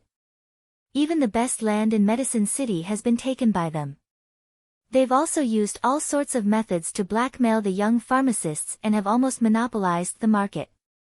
The Mu clan has to bear the responsibility for the high prices of medicinal ingredients. Ayaya, even the Wang and Xia clans of Medicine City were on the same side. Why were they so united against a common enemy? One had to know that the two clans hadn't interacted for at least 50 years. The Wang clan used to be the leader of the medicinal industry, but with the rise of the Mu clan, the Xia clan had long since joined the Mu clan. In the Council of Elders, the Mu and Xia clans had always worked together to bully the Wang clan. Today's scene was truly a rare sight. Who knew what Mu Yingdong would think if he found out? There was no doubt that Han Yunqing had said those words on purpose. He, Second Master Wang's words are quite pleasant to hear. The Mu clan's influence has grown over the years, but unfortunately, they don't have the style of a great clan. On the other hand, the Wang clan's style remains the same and is worthy of respect. Han Yunqing was praising the Wang clan, not Wang Zhongyang, but Wang Zhongyang took it as a compliment and was extremely proud of himself.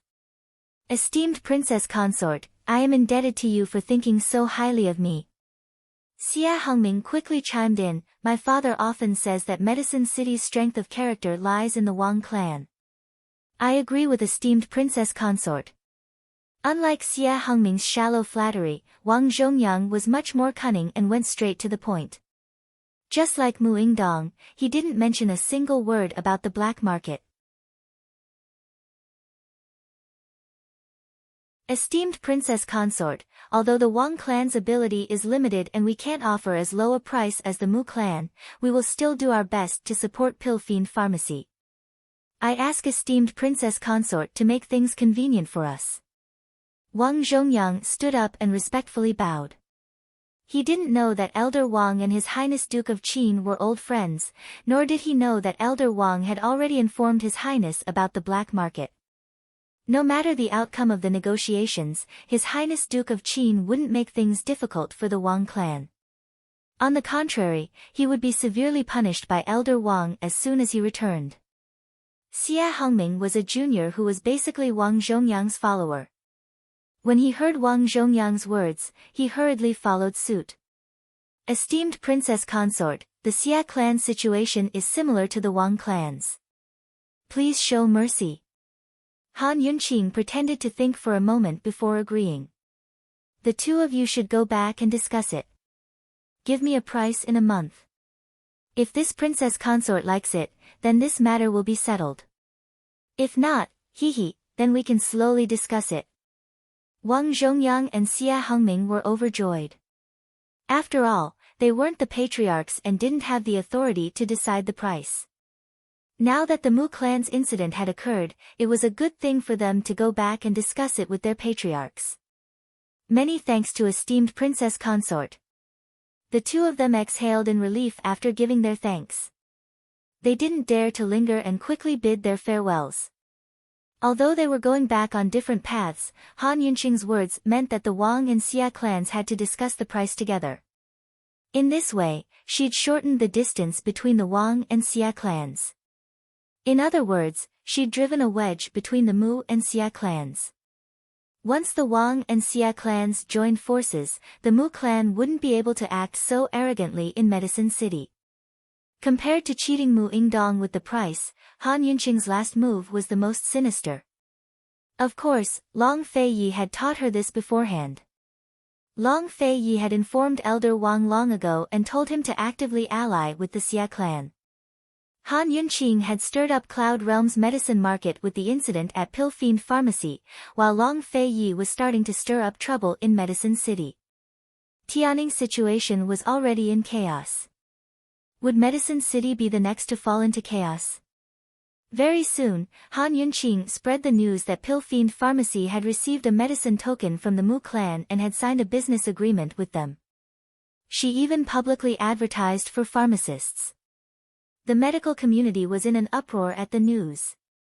How Mu Yingdong would deal with the pressure from Medical City was the Mu clan's problem. In any case, Pill Fiend Pharmacy's reputation soared. The Mu clan sent over the first batch of low-grade ingredients that Han Yunqing had requested. At the same time, Han Yunqing personally made a trip to Medicine Ghost Valley to make an inventory of the ingredients she needed.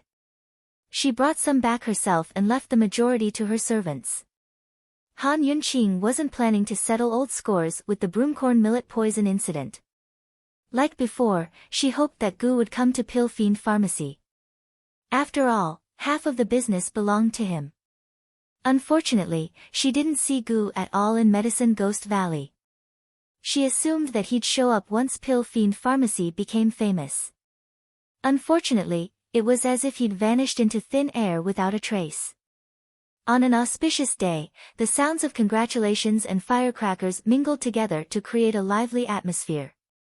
Long Feiyi personally wrote down the 3 words, Pill Fiend Pharmacy, while Han Yunqing hung up the signboard. Finally, Pill Fiend Pharmacy was open for business. Would Gu Qishao show up? Han Yunqing silently waited in anticipation. Gu hadn't shown up yet, but someone else had. Who was he?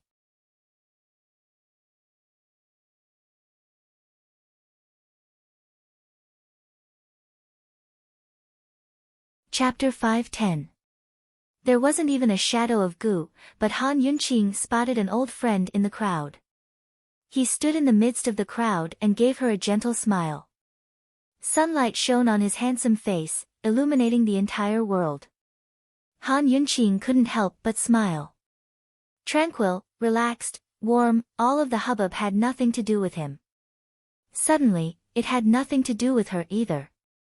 It was like an April spring breeze caressing her face, or a winter sun caressing her face. Gu Beiyue, long time no see. After the rebel army captured Tianning's imperial palace, Emperor Tianhui had fled overnight. Han Yunqing assumed that he'd taken Gu Beiyue with him as well, so she never expected to see him here. Gu Beiyue walked out of the crowd until 7th Madam and Bailey Mingxiang noticed him. As for Long Feiyi, he'd spotted him long ago. It had to be said that Gu Beiyue didn't know how to socialize, but he was very popular with people. Needless to say, the Han clan members, even Bailey Mingxiang and Su Xiaoyu liked him a lot. Everyone came forward to greet him, but Gu Beiyue bowed towards Han Yunqing at the gates. Esteemed Wang Fei, may I ask if your esteemed pharmacy needs a resident doctor? May this one be so bold as to recommend myself? Everyone's attention focused on him at his words. A resident doctor? Does that mean he's willing to work as a resident doctor at Pill Fiend Pharmacy? The sudden surprise made Han Yunqing very happy and moved. After all, a divine doctor like Gu Beiyue didn't need to stay at a pharmacy. Once he left the Imperial Physician Courtyard, he could open his own clinic or return to the medical academy with a bright future ahead of him. The most he could do was to check the prescriptions of the people who came to get the medicine and provide some suggestions. It was really a waste of talent. It wasn't just Han Yunqing. Everyone behind her was overjoyed as well. But soon enough, the crowd began to hiss. Ha, he's overestimating himself. He looks like a sickly invalid. What part of him looks like a doctor? Pill Fiend Pharmacy isn't some random place. Young man, you don't know the difference between heaven and earth. Most of the doctors stationed in medicine halls weren't anything special, but Pill Fiend Pharmacy wasn't an ordinary medicine hall. The doctors stationed here couldn't be careless. How could Gu Beiyue be a casual person? He was calm and collected, but Han Yunqing was anxious. Just as she was about to explain, an immortal-looking old man walked out of the crowd. He gently squeezed Gu Beiyue's right shoulder, and Gu Beiyue's shoulder seemed to have suffered a great blow. It suddenly collapsed, and his whole body squatted down. It was just a light pinch. No matter how weak his body was, it shouldn't be so weak. What's going on? Everyone was shocked. Han Yunqing was about to rush over, but Long Feiyi pulled her from behind. He said, "What's the rush?" Gu Beiyue squatted on the ground with a pained expression on his face. It was unknown if he was deliberately keeping quiet or if he was in too much pain to speak. "Young man, it hurts a lot, doesn't it?" the old man asked indifferently. Gu Beiyue nodded. The old man gently squeezed Gu Beiyue's left shoulder again. This time, Gu Beiyue's left shoulder also collapsed. His shoulders drooped, making him look especially weak. The old man circled to Gu Beiyue's back and gently pushed Gu Beiyue's palm as if he was doing Tai Chi. Gu Beiyue huffed and let out a long sigh. "Do you feel better?" the old man asked again. Gu Beiyue nodded again. The old man stroked his beard seriously and muttered to himself, "Dampness is the most evil of all. It harms the young, and those who harm the young will become weak, sick, and die." As he spoke, he circled to Gu Beiyue's back and took out a golden needle. After performing a few strange movements, he pierced it into Gu Beiyue's neck. A needle was usually inserted in a spiral and wouldn't go too deep. But the old man's needle pierced in, and it was especially deep. Everyone watched with trepidation, but Gu Beiyue didn't seem to have any abnormalities. Han Yunqing was the most attentive of them all. Although she wasn't reassured, Gu Beiyue's medical skills were so exceptional that he wouldn't stay silent if he was hurt. Thus, she decided to keep quiet for now. After a while, the old man started to massage Gu Beiyue's left and right shoulders again. Everyone stared fixedly, but Gu Beiyue didn't have much reaction. However, when the old man pulled out the golden needle, they saw that the golden needle had turned completely black. It was so black that it was shining.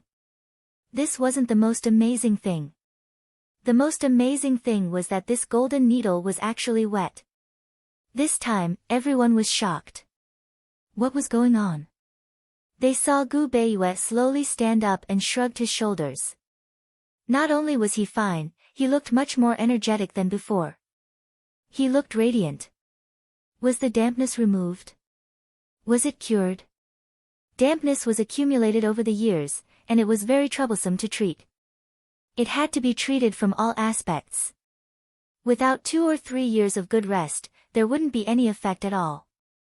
This sickly person was so energetic. Could it be that 2 or 3 needles could remove the dampness? Someone in the crowd immediately asked, "Old man, does this count as removing the dampness?" The old man's face was unfathomable, and he didn't answer. He sized up Gu Beiyue and said lightly, "half a gram each of feng, qin gan, wei ling xian, and sang ji. Decoct them every day and drink them as tea." After he finished speaking, he flicked his sleeves and calmly walked out of the crowd. Everyone unconsciously opened up a path, thinking that this person must be a hidden expert. Gu Beiyue didn't thank him, nor did he show much concern. He touched his neck with a gentle expression. The old man walked slowly step by step, looking like an immortal and calm, but his heart was filled with anxiety. Step by step, he walked slower and slower. Qin Wangfei had long posted a notice to recruit talented people. He'd shown such a godly skill at Pilfiend Pharmacy's gates, so why hadn't Qin Wangfei asked him to stay? Shouldn't she be courteous to him and invite him to stay as a resident doctor at Pilfiend Pharmacy? Finally, the old man stopped. If he kept walking, he'd really be too far away. After some thought, he turned to Gu Beiyue and said, "Young man, the old man has only accepted one disciple in his life. He's the head imperial physician of Tianing, Gu Beiyue. Although there's a difference between the two of you, you've met the old man by fate today. Come, follow the old man to learn acupuncture." His words sent the crowd into an uproar. No one expected this old man to be Gu Beiyue's master. Gu Beiyue might only be a 5th-ranked divine doctor, but his medical skills had long surpassed that. Moreover, his reputation in Tianing was even greater than that of the medical academy's doctors. Could it be that he'd followed this expert after his grandfather passed away? If that's the case, then this expert's medical skills must be incredible. The crowd was in an uproar. Everyone was astonished, but Han Yunqing and the others were the most surprised. How could there be such a blind person in the world? There's really no saving him if he can trick people to this extent.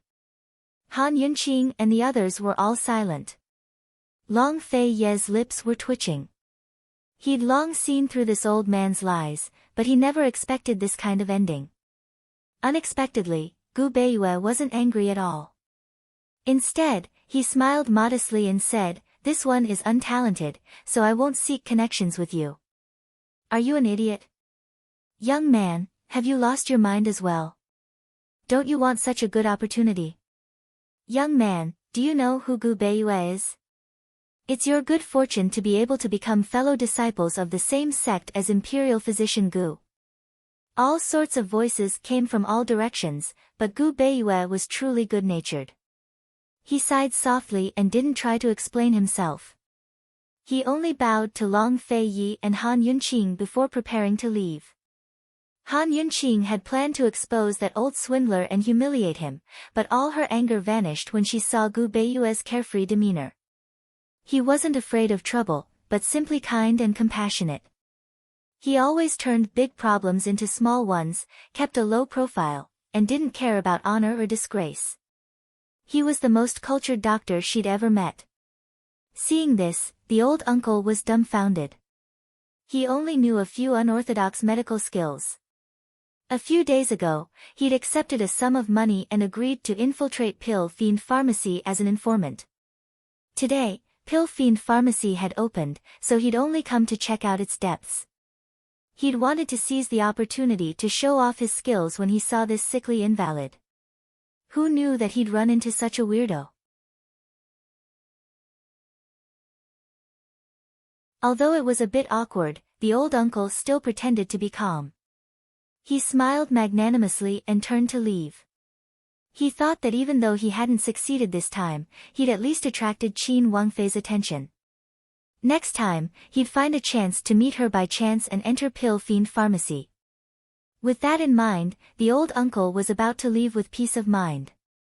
But at that moment, a surprised voice called out from outside the crowd, "Imperial Physician Gu, Imperial Physician Gu, you're here too." Imperial Physician Gu. In a flash, all the onlookers turned to see a spirited girl walking towards Gu Beiyue. Imperial Physician Gu, why are you leaving after arriving at Pill Fiend Pharmacy? Does His Highness Duke of Qin and esteemed Wang Fei not welcome you? The young lady asked jokingly. Before Gu Beiyue could reply, Han Yunqing laughed and said, how could they not welcome you? Imperial Physician Gu, you just said that you'd be a resident physician at Pill Fiend Pharmacy. You have to keep your word. This time, the crowd exploded. This sickly invalid was actually Gu Beiyue. So that old man was a big liar. Gu Beiyue smiled helplessly. When he turned around, he saw that the group of people behind him were all dumbfounded, especially that immortal old man. The old man wanted to take the opportunity to slip away, but he was immediately grabbed by the crowd and beaten to a pulp. Han Yunqing couldn't be bothered to bicker with a clown like him. When she saw Gu Beiyue walk over, she was happy. When she saw the young lady who came with Gu Beiyue, she was even happier. This was because this person was none other than Mu Ling, the person she'd been waiting for. As expected, she'd come on the opening day. Esteemed Wang Fei, if you don't mind, Gu Beiyue is willing to serve Pill Fiend Pharmacy for the rest of his life. Gu Beiyue said seriously. His voice wasn't loud or domineering, but it shook everyone's hearts. How could the words, for the rest of his life, be said so casually? After all, saying, for the rest of his life, was a promise. These words were a bit ambiguous, but before anyone could think too much about it, Gu Beiyue added, I hope that this one will have the good fortune to help the people with your highness and esteemed Wang Fei. A complicated look flitted through Long Fei Ye's eyes, but he didn't say anything. Han Yunqing immediately agreed. Pill Fiend Pharmacy's good fortune. At this time, Gu was watching this scene from a nearby rooftop. His eyes narrowed into slits. He wanted nothing more than to go down there and give that old man a few slaps. That's right, he was the one who'd hired that old man. Who knew that he'd be such a scum? While Gu was fuming, he heard Mu Ling shout, Qin Wang Fei, I've come to challenge His Excellency Pill Fiend. Please tell His Excellency Pill Fiend that Medicine City's Mu Ling, is here to fight.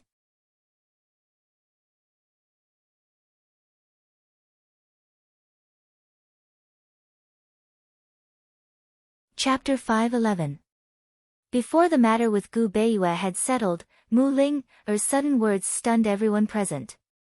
Ever since Gu Qisha had turned over a new leaf and joined forces with Qin Wangfei to open Pill Fiend Pharmacy, Medicine City's Mu clan had granted it a medicine token, and Pill Fiend Pharmacy's recruitment of pharmacists in South Ning, Cloud Realm Continent's medical community and even Cloud Realm Continent's interest in Pill Fiend Pharmacy was on the rise.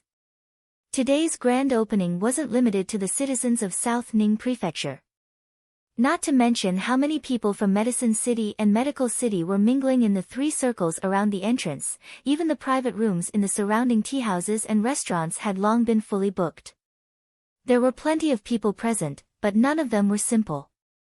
Still, they were all frightened by Mu Ling's words. That damned girl wants to challenge Gu Qisha.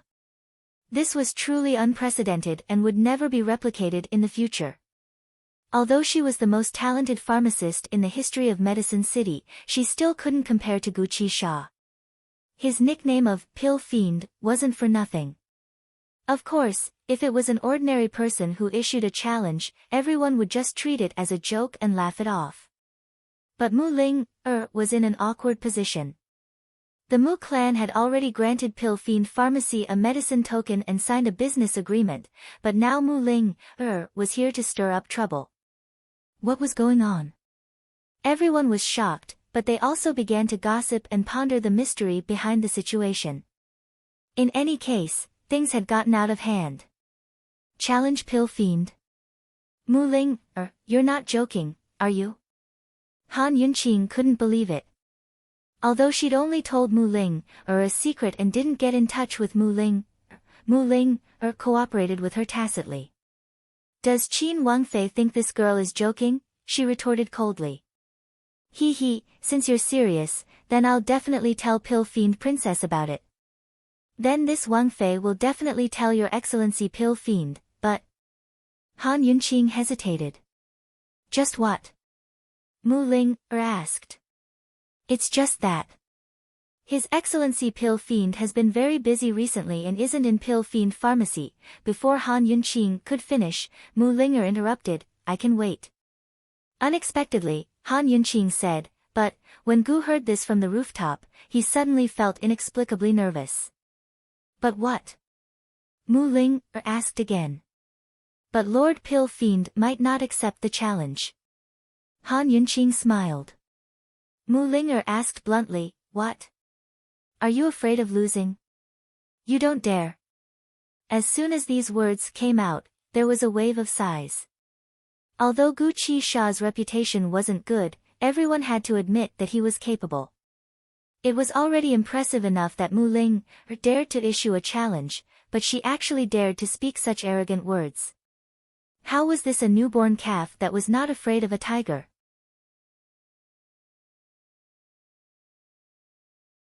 This was simply not knowing the immensity of heaven and earth. Childish. Someone in the crowd finally couldn't help but angrily rebuke. Han Yunqing didn't say anything, and Mu Linger pretended not to hear anything. She deliberately raised her chin high and looked down at Pill Fiend Pharmacy's large signboard with an insufferably arrogant attitude. Esteemed Wang Fei, if Lord Pill Fiend isn't afraid of losing, then please show yourself 7 days from now. If he's afraid of losing, hee. Mu Linger's lips curled into a cold smile filled with disdain. After throwing down these words, she turned around and left. On the rooftop, Gu had already clenched his fists. Damn girl! Mu Linger had already walked far away when Han Yunqing suddenly shouted, Mu Linger, this Wang Fei agrees on behalf of Lord Pill Fiend. Gu slowly looked up at the sky with a helpless expression. Damn girl! These two had caused such a big commotion. If he didn't show himself 7 days from now, wouldn't he look like a coward? Wouldn't Pill Fiend's reputation be ruined? However, if he did show himself, he would have to face Long Fei Yi directly. Thinking back to when Long Fei Yi had invited him to drink South Peak Red, he guessed that it was to expose his identity. Later on, due to a freak combination of factors, he had no choice but to expose himself in order to save Han Yunqing. In any case, no matter what the process was, he was exposed in the end. He had used those ineffective powders to prove that Long Fei Yi had a full bottle of antidote for broomcorn millet poison. With such a deliberate method, given Long Fei Yi and Han Yunqing's brains, it would be strange if they didn't suspect him of having ulterior motives. At that time, he had planned everything well. With irrefutable evidence, once Poison Lass believed that Long Fei Yi was lying, he would immediately send people to the hidden pavilion to cause a ruckus and lure her there. As long as Han Yunqing knew about Mute Granny, she wouldn't pursue his deliberate actions. However, who knew that Poison Lass didn't believe him at all, and the matter fell through just like that. This time, he had shown his true face, and Poison Lass had asked him about the matter again. He had said a few words to her before he left, and he had put in a lot of thought into it. Unfortunately, it had only been a few days, and this lass had reconciled with Long Fei Yi again. What was there to be suspicious about? Under the circumstances where they had reconciled, her heart was biased. Moreover, after analyzing the entire matter, his deliberate actions were highly suspicious of him trying to drive a wedge between them. Alright, these weren't the things he was most concerned about. He had admitted that he wanted to drive a wedge between them. What he was most concerned about was the matter of him breaking into the hidden pavilion previously.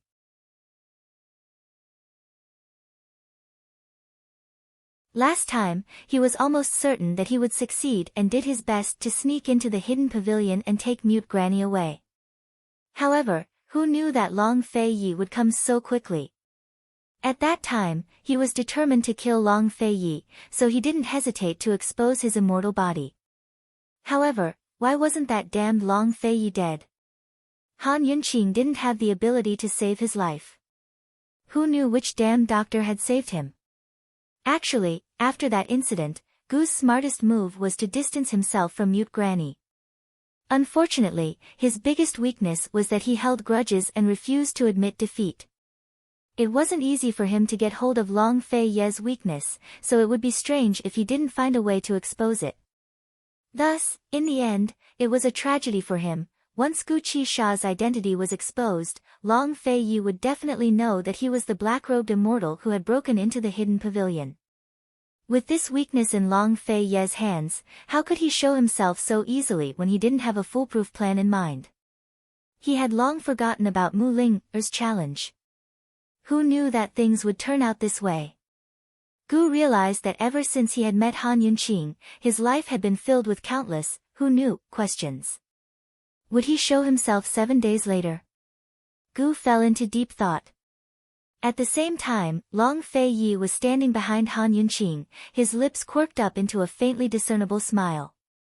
Just like that, Pill Fiend Pharmacy's grand opening ceremony ended with 2 shocking events. That very day, Pill Fiend Pharmacy opened for business. Business was booming, and a few ingredients were sold out of stock. Long lines of people began to form for Gu Beiyue's services. The Han clan came to help, but they were still understaffed. Han Yunqing helped out behind the scenes, while the busy Long Fei Yi sat by her side to learn how to fill prescriptions. Behind him stood a group of secret guards. The servants were all idle and had nothing to do. Your Highness Duke of Qin, is this really all right? When news of Gu Beiyue's presence at Pill Fiend Pharmacy reached Emperor Tianhui's ears, he felt a chill run down his back as fear filled him. He knew that Gu Beiyue and Han Yunqing were friends, but he had always respected Gu Beiyue as a doctor of noble medical ethics. He trusted that the man wouldn't act rashly. Judging from the current situation, it was truly fortunate that Gu Beiyue hadn't tried to assassinate Emperor Tianhui in the first place. Despite that, Emperor Tianhui's suspicions only grew. None of the imperial physicians by his side had good days ahead. Crack. There was a loud crash as the bedridden Emperor Tianhui viciously smashed a large bowl of medicine to pieces, frightening the servants waiting on him. "Where's the Empress?" he demanded. Chu Qingge was right outside his sleeping quarters.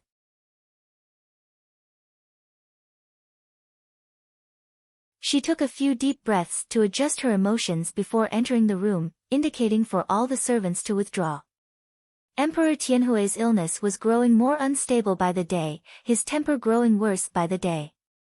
Meanwhile, her stomach was still a disappointment.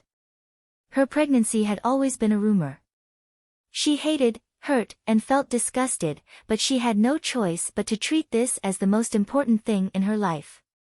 She had to find a way to conceive a dragon seed. Emperor Tianhui could only die if she was pregnant with the dragon seed. "Your Majesty, Qinxie is here. Come, drink your medicine." Chu Qingge personally carried over a new bowl of medicinal decoction. As soon as Emperor Tianhui finished drinking, she lowered the curtains and filled the room with their ambiguous sounds. It wasn't that Chu Qingge's heart didn't ache, but that she was gradually becoming a woman who could be cruel to herself. Which woman who was cruel to herself didn't harbor a towering hatred for herself? Too many emperors had died at the hands of women throughout history.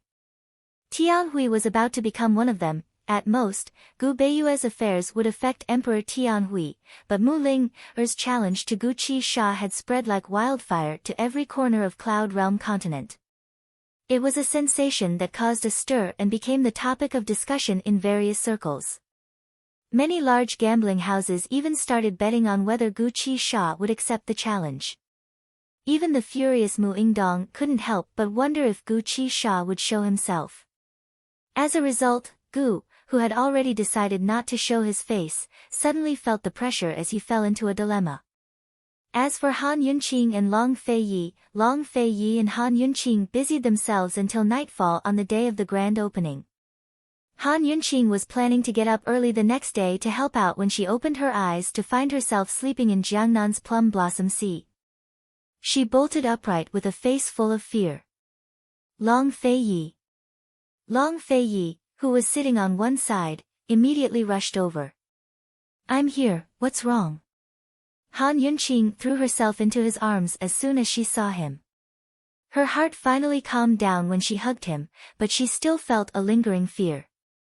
She held him very, very tightly. "What's wrong?" Long Fei Yi patted her back as he asked gently. "Your Highness, why are we here?" Han Yunqing remembered that they had returned to the Duke of Qin's manor last night, but now that she had woken up, she was in a different place. How could someone like her, who had transmigrated, not be afraid? The two dimensions of time and space were extremely mysterious. The combination of these two dimensions could create countless possibilities. She was afraid. She was afraid that when she woke up, the world would change, and the people would also change. "I rushed here last night and didn't wake you up when I saw that you were sleeping soundly. You should stay here for the next 7 days.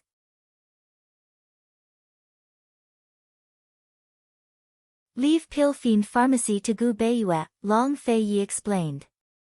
Han Yunqing finally understood. She didn't know how careful Long Fei Yi had been when he carried her in the carriage last night. She only thought that she had fallen into a deep sleep after being so busy with Pilfine Pharmacy for the past few days. "Why are you so scared?" Long Fei Yi asked suspiciously. "This woman's mind can't be that weak, right? I had a nightmare." Han Yunqing was a little evasive.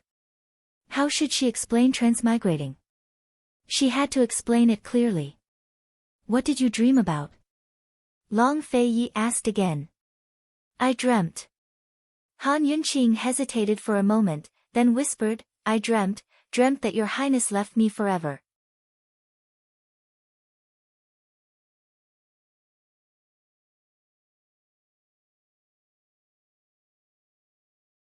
Chapter 5:12.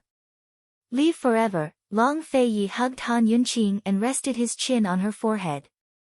After a long silence, he finally said, "I won't. Unless I die." Han Yunqing immediately covered his mouth. "All right, let's not talk about this anymore." Long Fei Yi countered, "Han Yunqing, what about you?" "No, absolutely not." Han Yunqing replied quickly and resolutely. No matter what, she would never. After the false alarm, Han Yunqing's heart was resolute. After Han Yunqing expressed her stance, she realized that Long Fei Ye's gaze was a little different. He kept staring at her and didn't say anything for a long time. At first, Han Yunqing was still immersed in a faint sadness, but after being stared at by this guy for a long time, she gradually felt uncomfortable all over. She couldn't help but feel that Long Fei Ye's gaze was a little strange. When it came to staring, there was probably no one in the world who could beat His Highness Duke of Qin. In any case, every time their eyes met in silence, Han Yunqing would always be the first to admit defeat. She timidly opened her mouth and said, "Long Fei Yi, what's wrong? What did you just say? Say it again." Long Fei Yi asked. She had just said that she would never leave him. "I said," Han Yunqing almost blurted it out, but when the words reached her mouth, she suddenly couldn't say it. Instead, she blushed. "Your Highness Duke of Qin, are you sure you're not teasing me?" Long Fei Yi laughed heartily and leaned over to her ear. His breath was domineering. This prince likes those words. Han Yunqing was both embarrassed and happy. All right, she admitted that she was more happy than embarrassed.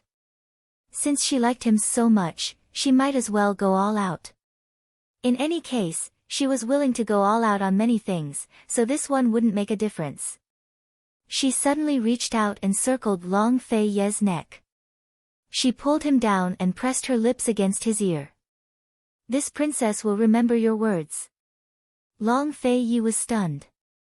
He was surprised that this woman was so bold. However, how could His Highness Duke of Qin be so easily taken advantage of after being distracted for only a moment? He took the opportunity to lean down. Han Yunqing could only slowly lean back and lie down. Long Fei Yi thought that Han Yunqing would let go, but she kept her arms around his neck and didn't let go. Ever since the last time she returned to her maternal home and smashed the bowl of medicine, this woman's guts had indeed grown fat. Han Yunqing almost let go, but seeing how domineering and bad he was, she refused to let go. As a result, she slowly lay on her back on the couch. Long Fei Yi slowly leaned over and buried his head in her collarbone. His neck was tightly held by her hands. Han Yunqing raised her head and couldn't help but laugh heartily. To think that His Highness Duke of Qin would be under someone else's control. Allowing Han Yunqing to laugh, Long Fei Yi buried his head and didn't move.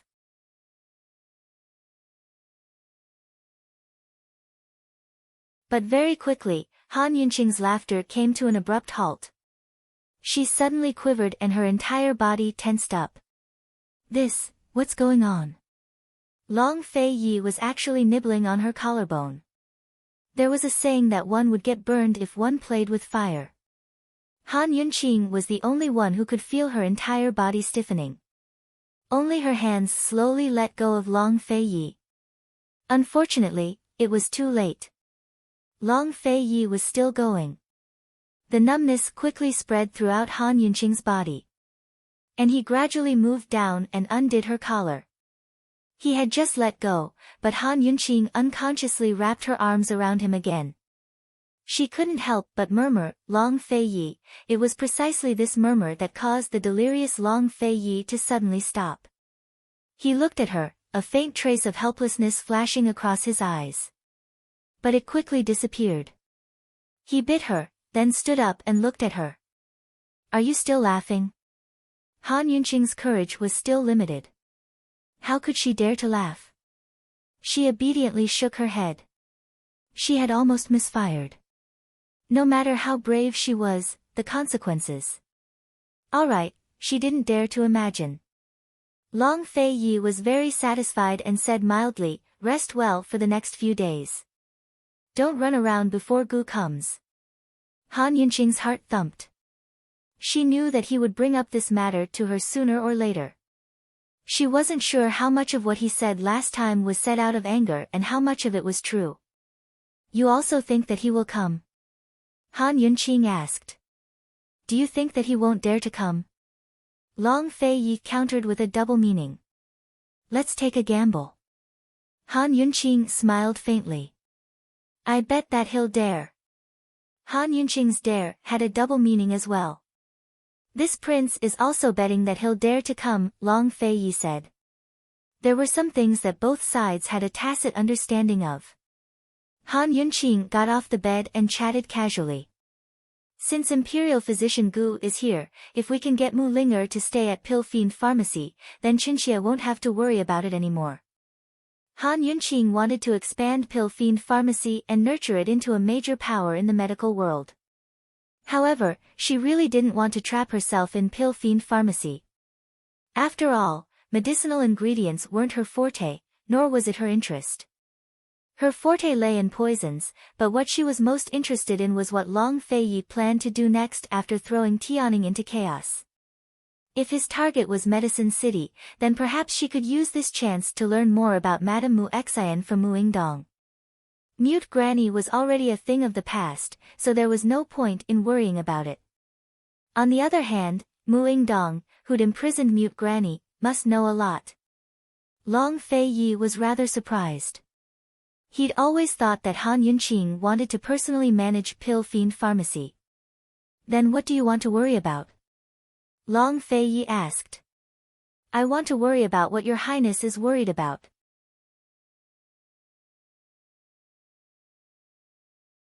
I want to share your highness's burdens.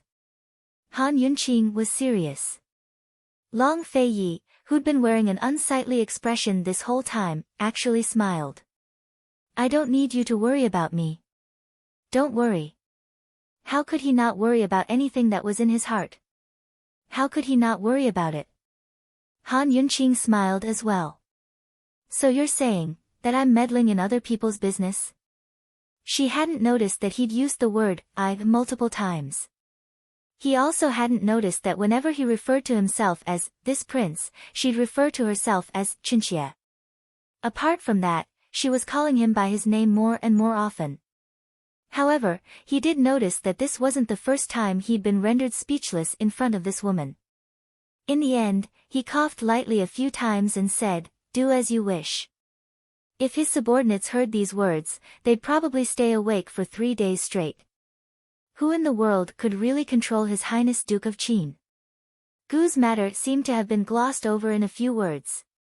However, just as Long Fei Yi was about to leave, Han Yunqing couldn't help but say, "Your Highness, no matter what, Qinxie's life was saved by him. If he dares to come, I hope that Your Highness will think thrice before acting." Long Fei Yi paused for a while before leaving. Han Yunqing's eyes flashed with a complicated light as she followed him out. However, she saw that Long Fei Yi didn't seem to have any intention of leaving Jiangnan's Plum Blossom Sea. He'd only gone to the pavilion in the garden. 7 days. It couldn't be considered long, but it couldn't be considered short either. Han Yunqing thought that Long Fei Yi would confine her to Jiangnan's Plum Blossom Sea and go out by himself. However, Jiangnan's Plum Blossom Sea seemed to be her paradise. Ever since she'd come here, Long Fei Yi had never left her behind. This time was no exception. Long Fei Yi and she settled down in the small hot spring villa. Although secret and urgent letters were delivered to them every day, Long Fei Yi didn't leave even half a step. The entire world was talking about Pill Fiend Pharmacy, but the two of them seemed to be on vacation, leisurely and carefree. Neither of them brought up Gu's matter again. Late autumn was approaching and the weather was getting colder. It was the best time to start soaking in the hot springs. Besides tea, hot springs were Long Fei Yi's favorite things to do. If he wasn't waking up in the morning or afternoon, he'd soak in the hot springs and sip tea in the midst of the mist. Last time, Han Yunqing had secretly noticed this habit of his. This time, she'd chosen to soak in the hot springs at noon or late at night.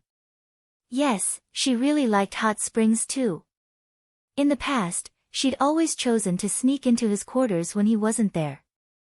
Every time, she'd been on tenterhooks, much less in an open pool like the hot springs. But now she'd grown bolder. Whenever she soaked in the hot springs, she'd take a nap.